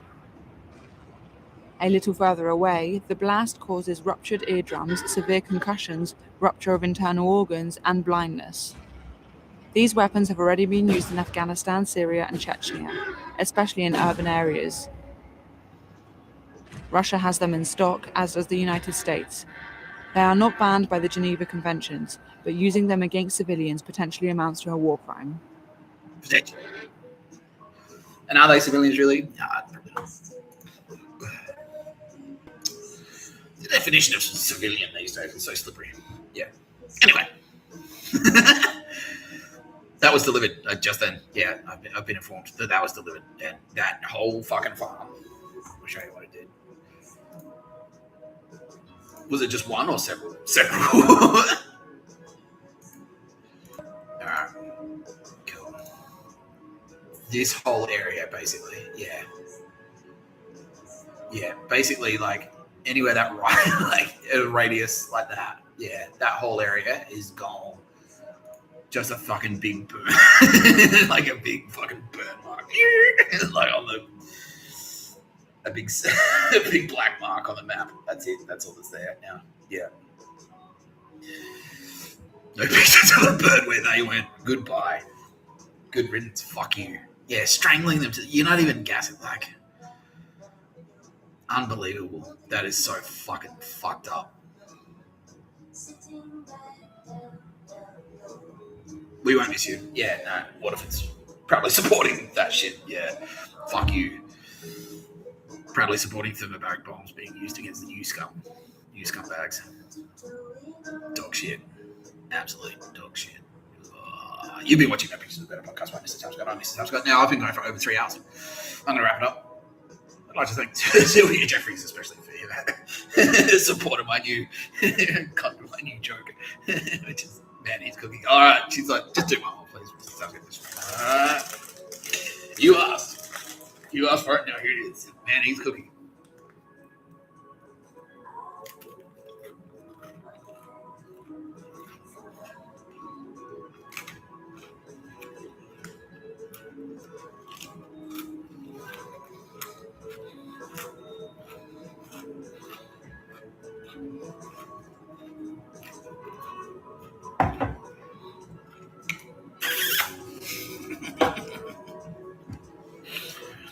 I thank Tarbo, represented here by the kennel.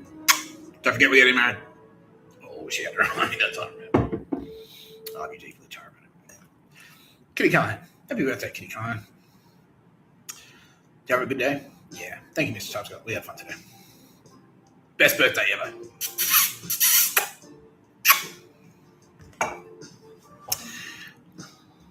See you soon. You've been watching No Pictures of the Better podcast by Mr. Tapscott. I'm Mr. Tapscott. Thanks, Alex Harding, for providing the theme song, Zoo Eyes. You got what you earned. You got what you earned.